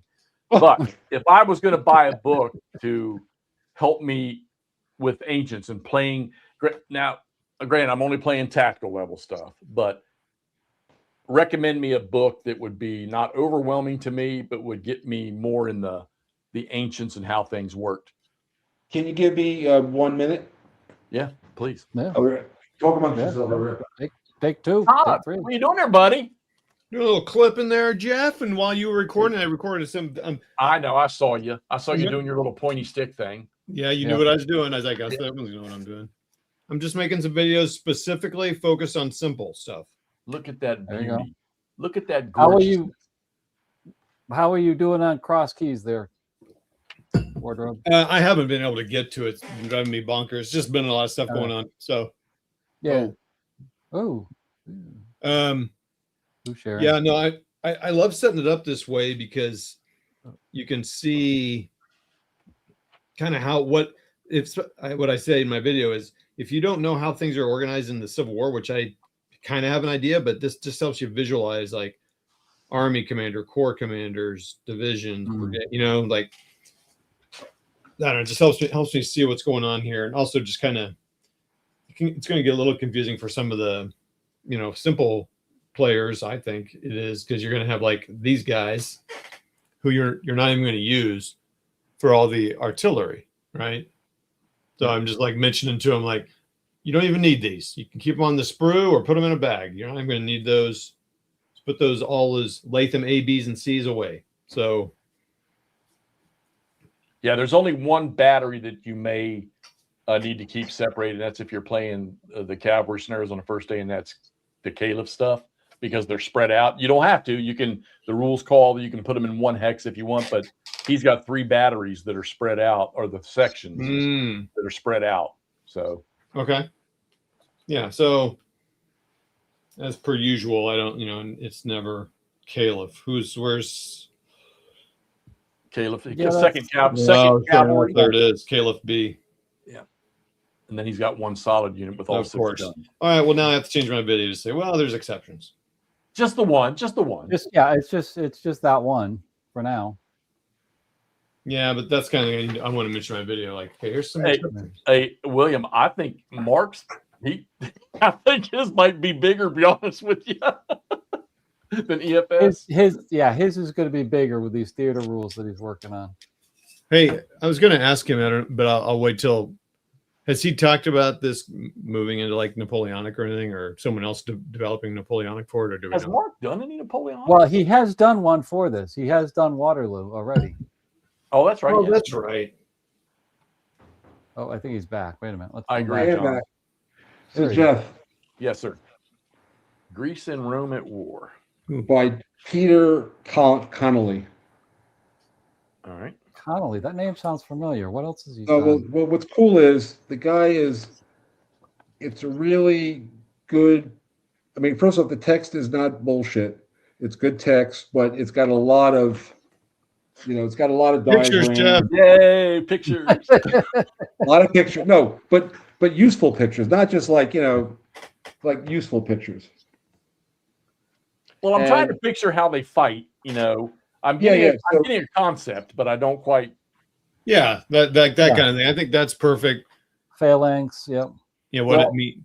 I'll tell you the first boo-boo I made is I had in the Aragon Valley scenario, I had a phalanx, a Macedonian phalanx route. Oh, And that's not great.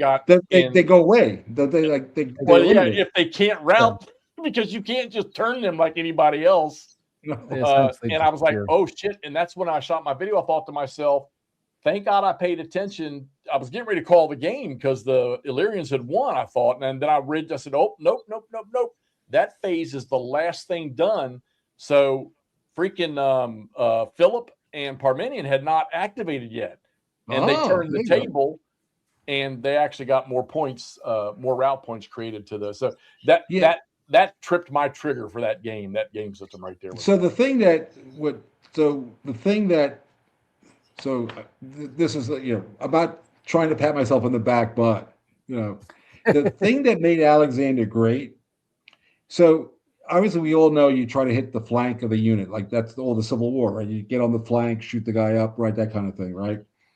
So what Alexander figured out how to do was separate the cavalry on one of the wings, get it out of the way by maneuvering them out of the way, which created the center now has an interior flank. And he'd take his companions and get these guys out here, and then all of a sudden he'd cut back in and hit that interior flank, and the game will let you do that. That's what I was always very excited about. You can actually do that in that game system, because that's what I was going for. Well, did you ever see the movie Alexander, Alexander movie? So what Oliver Stone, to his credit, did his homework. So that battle of Gaugamela where he's riding out, and it's all dusty and everything, that's exactly what happened. He got the Persian cavalry all the way out here, and then all of a sudden he cut back in on them, and they didn't see him cutting back in, and he had enough of his infantry to kind of block, the Hypaspes are mobile enough to get in there and, just block them up so they couldn't get back in on him, and he hit right at Darius. And Darius went, whoa, I'm out of here. And once Darius left, the whole army fell apart. And part of the go ahead. Okay, so like I said, I just started the Battle of Himera. Now I started the first turn, and I said, okay, let's put this cavalry that they think is theirs to use right away in the port. And I was looking at the map, and I'm like, okay, do I ride into the back end of all the medium infantry, or do I go to the right and drive into the Carta Noble cavalry, the citizen cavalry? So I chose the cavalry. That was a bad idea, because that cavalry is all of them are heavy. They have higher, even though they get a -2 roll to their TQ, they have higher TQs than the 3 light cavalry units that come on. So now what I've done, so that was on Vassal. I've got it set up on the table, and I'm going to execute the same thing, but I'm going to charge into the back of the medium infantry and then let the heavy infantry hit them from the front and see how that goes. So light cavalry was mostly missile cavalry. They throw shit at you. Remember, this is all this so the stirrup, which is a big deal, it doesn't get invented till around 1 AD. So this stuff is all happening in the BC period. So the way a guy stays on a horse is he's got really strong legs, and you can't do that night jousting thing. If you what they used to do was, when they charged and they were putting in, thrusting their lance at you, they would let go of it. And it had like a thing tied to their wrist so that they could, let the shock of the spear hitting the guy not communicate into their body. Otherwise it'd take them right off the horse. Right. So it was, and again, what I just described sounds simple. It's probably harder than hell to do. This GBOA.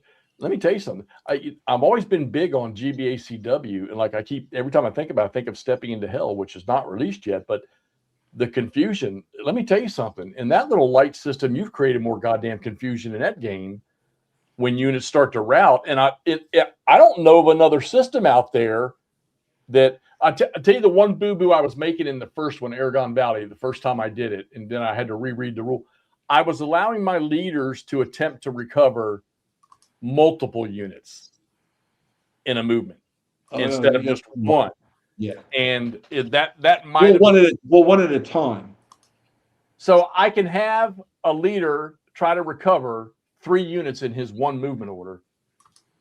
So remember, we go back to the series rules. I gotta have a rule before I'm going to answer that question. I have to have a rule book in front of me. So send me an email tonight, and tomorrow when I can get down to the stuff. I don't want to move around too much. They're all sleeping at that end of the house.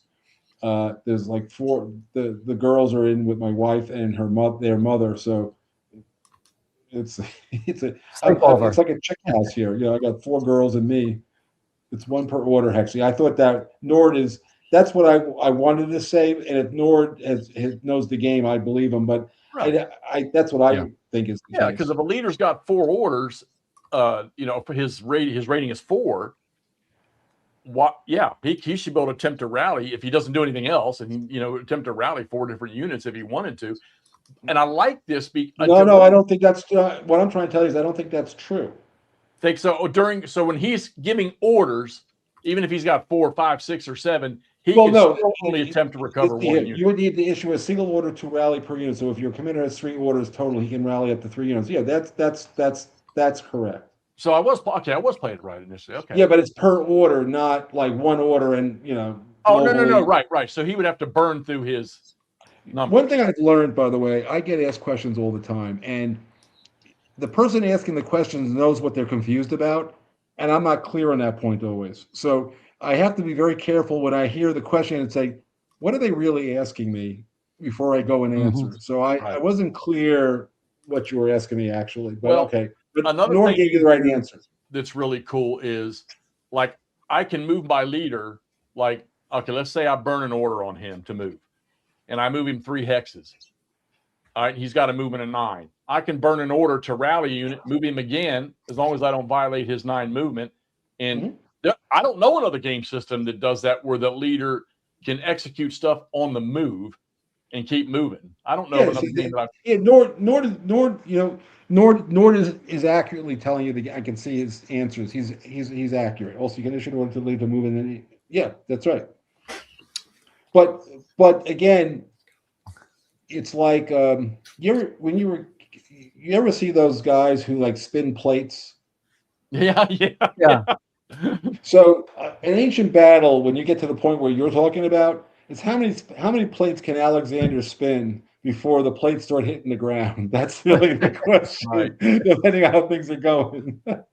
I haven't got to any of his scenarios yet, but he's got that elite command rule or whatever. I want to see how that works. The big thing is his trump ability. In other words, you remember the key of that game is you move from the order is crummy to best, but at any point, a higher guy, which would be like Alexander, can trump at the right. So in other words, it's everybody thinks like the best guy should go first, and technically you can if you want to. But what you want to do is you want to see the other guy commit to something before you then jump into That's how you get the hitting the interior flank.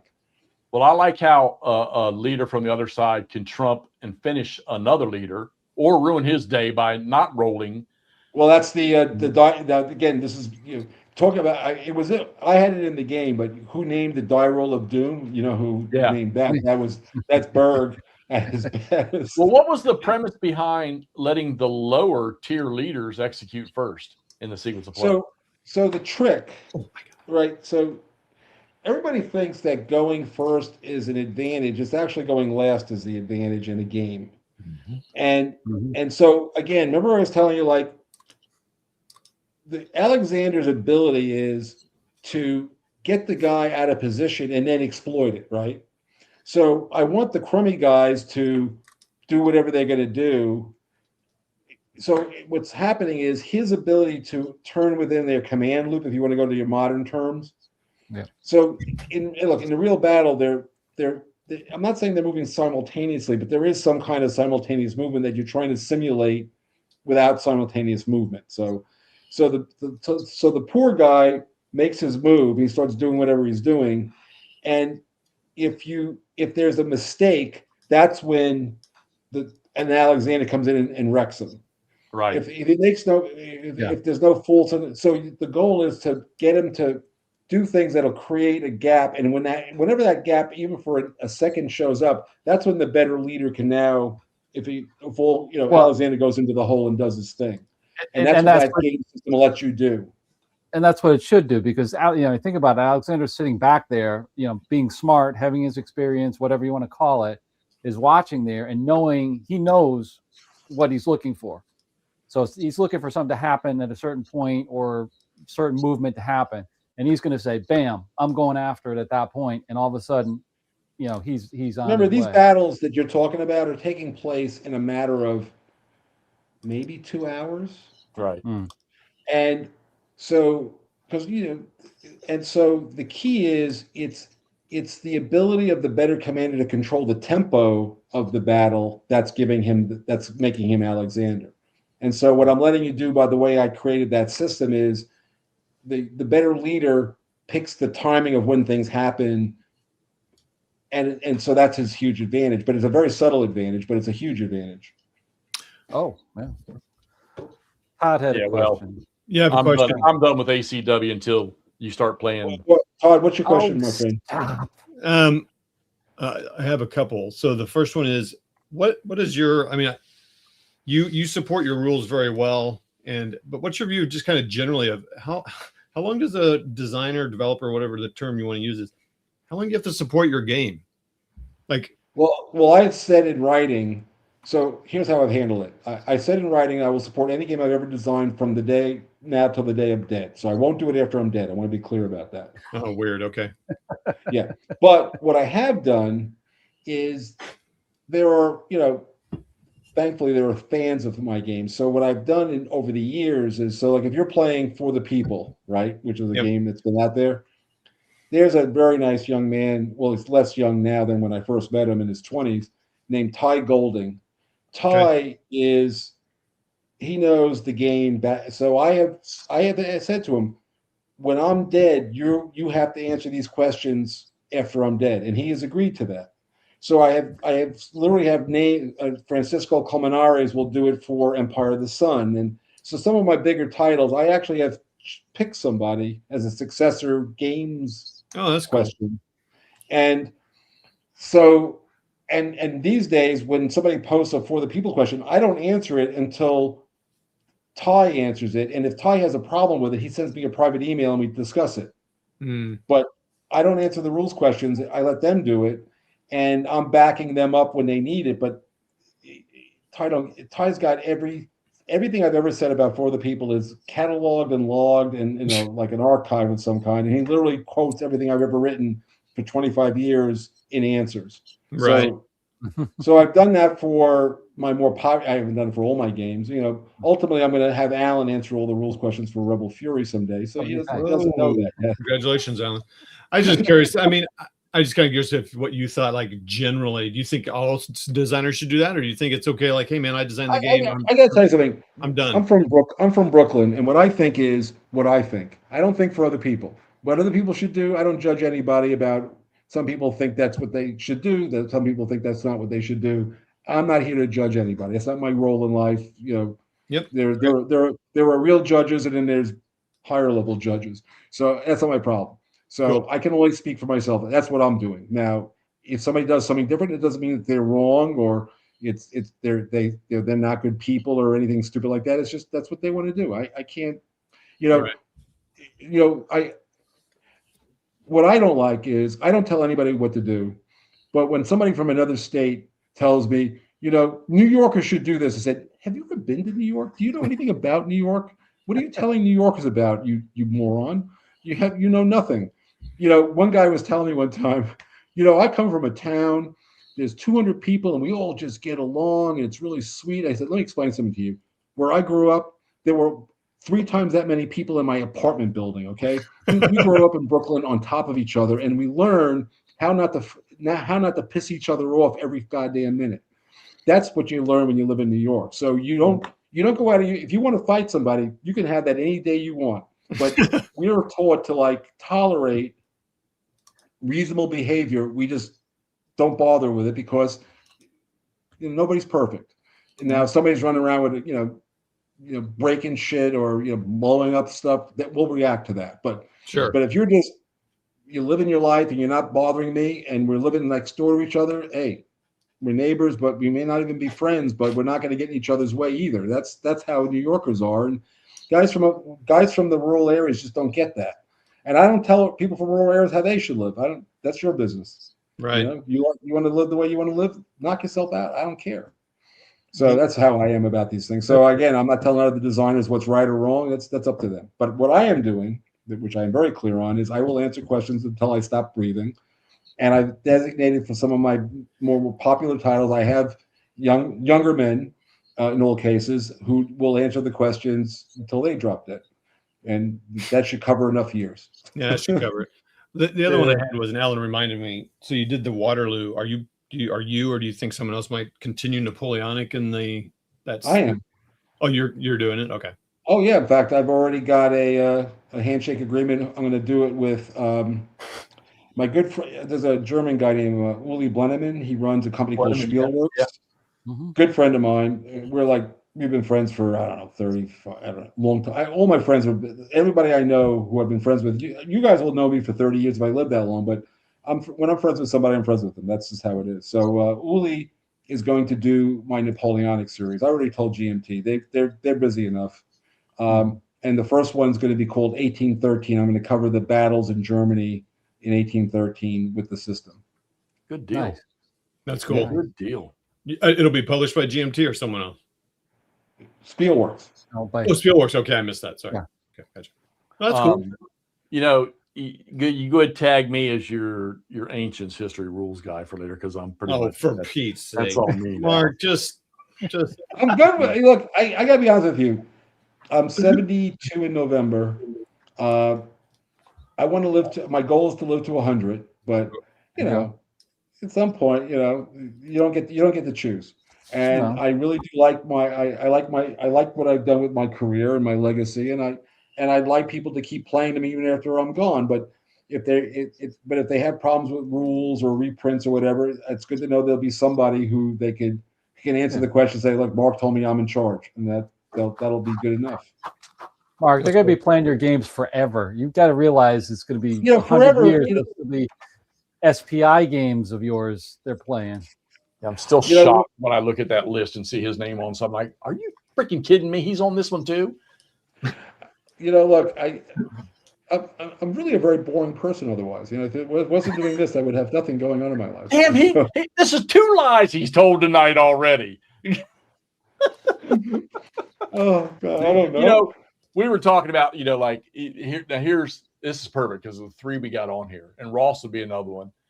When Todd and I play stuff, you know, we don't browbeat each other because we didn't get a rule right, we didn't execute something right. And Alan and I, we don't browbeat each other either, but we make a note of it.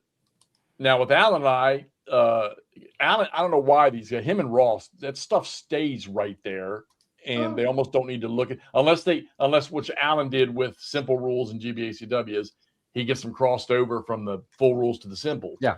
But he maintains these rules where Todd and I, we might make a note that we screwed this up, and we'll do it 3 more times before it finally sticks to us and we start executing it right. Well, you know, my problem when you ask me rules questions, the problem I have, and that's why I have to look at the rules, is the one that got published is not the only one I did version of the game, and so I can't. As Mark is General Grant, can I be General Bruce?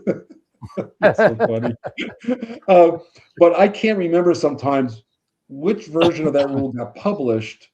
I have to look at the rule book. That's my biggest problem sometimes. And, and like when you've asked me a couple of questions, and to be candid, I would have told you I had like a 90% sure I knew the answer, but I looked it up in each case to make sure that I read what I wrote, and then I answered your question. But I have to do that. I even have a folder in my computer that says rule books for questions, and it's just, you know, all my games. Well, we've been blessed recently with you, Nathan Moeller with the simple rules, and with Terry Doherty for me and his Napoleon. Yeah, I actually talked to Terry finally. I don't know what was going on with his website and me, but I want to just be, for the record, it wasn't just me, because he called me up on the phone, very nice young man, and we went until he was God. Terry and I, he's in East Montana, he told me. So he got online and I gave him my information, and he was trying to enter it to the website directly. And he said, I'm going to call you back in 10 minutes. So he had to go off and figure out how to make it work. And he sent me a confirmation email. So I'm not sure what was wrong, but I could not buy his game. And I wanted to buy his game. I wanted to support him. It's not a cheap game, but I wanted to support the guy, but I just could not get that website to take my money. And I was just like, Terry, I can't help you here. Either you help me out or I can't buy your game. So I will be getting a copy of Unclaimed Victory. Is that called? Yeah. Yeah, that's a great. I'm playing that on one of my tables right now. Yeah. And I'm sure I'm going to have a great time with it. I have no doubt. He's But, another one of those that you can tell when he designs something. I mean, I can only associate him with Lavatai, but he likes the depth of how things were done, but he also provides you. I mean, a 3-stage rule book is great. I'm going to play the first 2 stages. He's shooting videos on the 3rd stage, which there's a whole group out there that wants to play that level. Alan's one of those that would want to play that. When you level. say 3 stages, you mean 3 different levels of combat, like in Rebel Fury? Yeah, that's great. I agree. I love systems like that. So the game that nobody knows about because you guys are way too young, there's a game by Game Designers Workshop called Crimea: The Dawn of Modern Warfare, done by the very talented and thankfully still alive Frank Chadwick, and it's the Crimean War, and it's got grand tactical level maps that have little tactical rules in it, like cavalry charges and stuff. And each of the grand tactical maps is connected by an off-map display connecting them.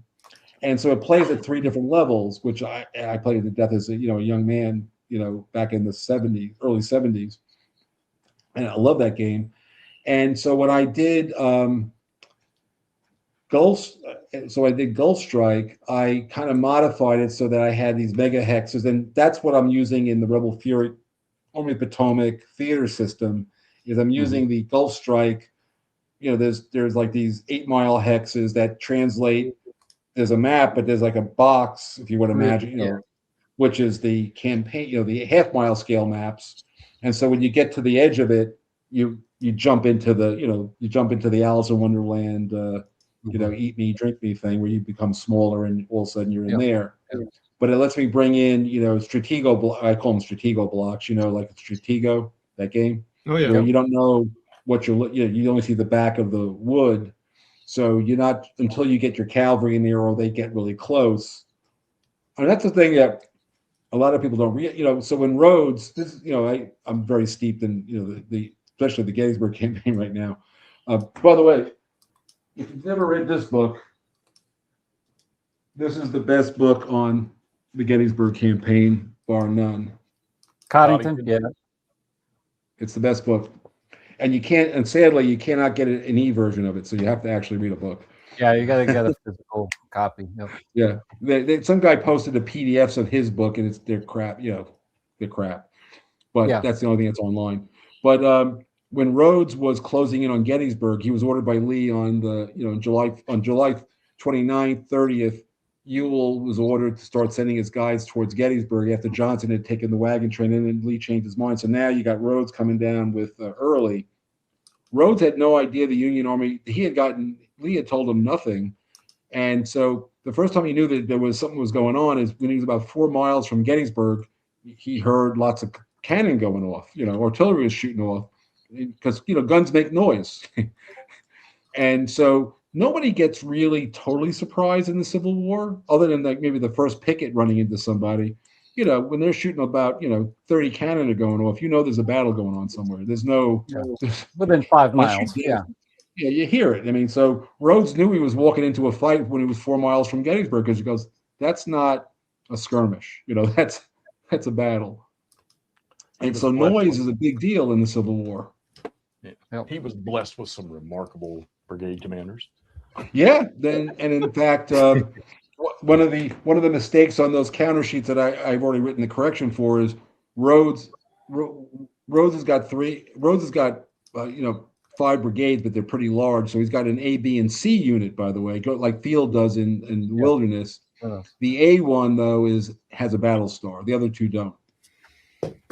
Well, Rhodes, he ended up, I don't know if you want to call it a counter march, but he had to change. Didn't he have to change, or was it early? One of the 2 ended up changing direction or something and backtracking, or was it Rhodes or Early? Well, no. The backtrack. There are so many incidents in this, but if you're talking about Longstreet's attack, No. I'm talking about when Ewell was recalled because some of the guys were up in Carlisle. Okay, so Johnson. So what happens is you got Johnson and Rhodes are together with Ewell at Carlisle, and a little bit east of there is Early, who's at a place called Heidersburg. And so on the 28th or so, Lee tells Ewell that he wants him to go to Chambersburg. So Johnson takes off right away on the 29th with the wagon train and marches all night, and he gets to Chambersburg. And on the 29th, Lee changes his mind and says he wants Ewell to go straight to Gettysburg, not to come to Chambersburg. But Johnson's already in Chambersburg. Yeah, he's already there. And what happens on the 2nd is McLaws and Hood have to wait for Johnson to get in front of them and get to the battle first. And then Johnson has to walk all the way around, across the top of Gettysburg to get to the Confederate left flank. So Bushrod there doesn't get into action until late on the 2nd because he's moving all over the place to get there. Yeah, because I thought Rhodes was on the march back to Chambersburg to come down to the pike, and he had to stop, and he switched up and went. Well, I think that might have been true, but he didn't get very far before he immediately took a left turn and headed south. Right. Yeah. To Gettysburg. Because he came down, what is it? Mumminsburg Road. Mumminsburg, yeah. If he would, I always felt though that if Rhodes had not come across Oak Hill and he would have come down the valley where the Mumminsburg Road was, I think the confusion for the Union would have happened a lot faster. Well, again, that was the thing that's, again, this is my 12,000 page article for Cleo's Corner for the next C3I magazine. I go into this in some great detail, but intelligence is very different in the Civil War than it is like in the Pacific. Guys are walking and wagons are going slow. Nobody's moving. Cavalry can go a little bit faster for a short while, but everybody's walking. So you're going at best, you're going 2 miles, maybe a really hard march, 3 miles an hour. Mostly they're going 2 miles an hour. And so once they know approximately where you are, you're not sneaking up on somebody. And that's the part that surprises me, because Lee on July 1st thought that the Union Army was at Middleburg. Middleburg is 17 miles from Gettysburg. And it's about 12 miles from me. Yeah. And what the problem is that 17 miles is a day's march. So Lee already knew that the Union Army was a day's march from Gettysburg. So the fact that he's surprised that they're there, and because of time latency, that information was already over a day old. So you got to they didn't think about it. So the fact that Lee was caught by surprise, I think, is bullshit. I mean, How could he wasn't caught? And by the way, on the 30th, Pender had already brushed with Union cavalry, and A.P. Hill just said, well, that's nothing. I don't know. That's just bad generalship. That's not bad intelligence. Right, they already knew the Union Army was within a day's march of where they ran into some guys near Gettysburg. Why would they assume that there was no chance that the Union Army was there? That just doesn't work. So there's a lot of things when you read the book. That's what I've been doing a lot of, is I've been looking at the timelines and what they knew and the reality of the situation. And a lot of books have perspectives conclusions that just don't make sense to me. Well, it follows the narrative that's been historically told. That's what Troy Hartman quotes, this ancient German philosopher on history. There's the real event. What this German guy says is that the real event evaporates and disappears as soon as it's over, and then there becomes an affirmed narrative of what happened, and that narrative is over time is an agreed to narrative. But it doesn't mean that the affirmed narrative is accurate. It just means that that's what we agreed to. Right. Right. Yeah, exactly. Charlie comes down the Carlisle Road like a Sith, not divided by Oak Hill. And that's a good point, Joe. I haven't looked at TSS in a very long time. Yeah, he does. He comes right down the pike there, the Mumminsburg, where the split is. Yeah, the big for me, and I'm certainly going to look at the new G, but I'm really good at playing Three Dog, the first edition. I like the game. I played it a lot of times, but I only ever play like the first day. I never play the whole battle. And it's just like, I will tell you that in the history of mankind, since I designed Pacific War, no matter what people say, I don't think there have been 100 games ever, and I played some of them, that have been played to conclusion. Most people, they start playing and they get to 1942, maybe even early 43, and then they stop. nobody finishes the game. Nobody. I called my old friend Gary Gonzalez, he and I have been playing war games since we were in 3rd grade, and that is a really long time ago, by the way. And I asked him, I said, God, did we ever finish an entire game of TSS? And he thinks about it, and he goes, no. And we played it a lot. We tested the Pickett's Charge Scenario, but we played Gettysburg to conclusion in our minds, but we never finished the whole thing. And so one of my goals with Lee Moves North is you will finish the whole battle. I mean, you will play the whole battle. That's cool. It's All only right, guys, 6 turns. I'm gonna kill this. We've been we've been having way too much fun, and I got to, in about 5:30 in the morning, Claire's going to walk in and go, Grandpa, I'm up, I'm hungry. Exactly. Kids are going to be up early. Well, I'm hoping the weather clears enough to get on the golf course. Well, we're going to have a bad day. Well, we're having a big party here tomorrow. I got my son and all my grandchildren are going to be here, and my mother-in-law. It's going to be great. Yeah, it's we're supposed going to to be have a rainy. good time. Yeah. Well, the good news is the kids get along. They'll be playing. They won't care. They'll go, can we go in the pool? I said, up to you, mother. And they'll say, no, they can go in the pool if they want, but it's going to be cold and rainy. So that's well, we had a good crowd out there tonight, Mark. It was good fun. We cleaned that up. We talked more than we actually played. So, and we'll but it was good. I thank you. I thoroughly enjoyed the game. I enjoyed the session. I look forward to our next whenever we're going to play Chickamauga next. I'll get myself ready. Yep, we'll get that one scheduled ahead of time. So, all right, guys, everybody out there, appreciate all the comments tonight and all the questions. Good stuff, and we'll see. I don't know what Alan and I will do next.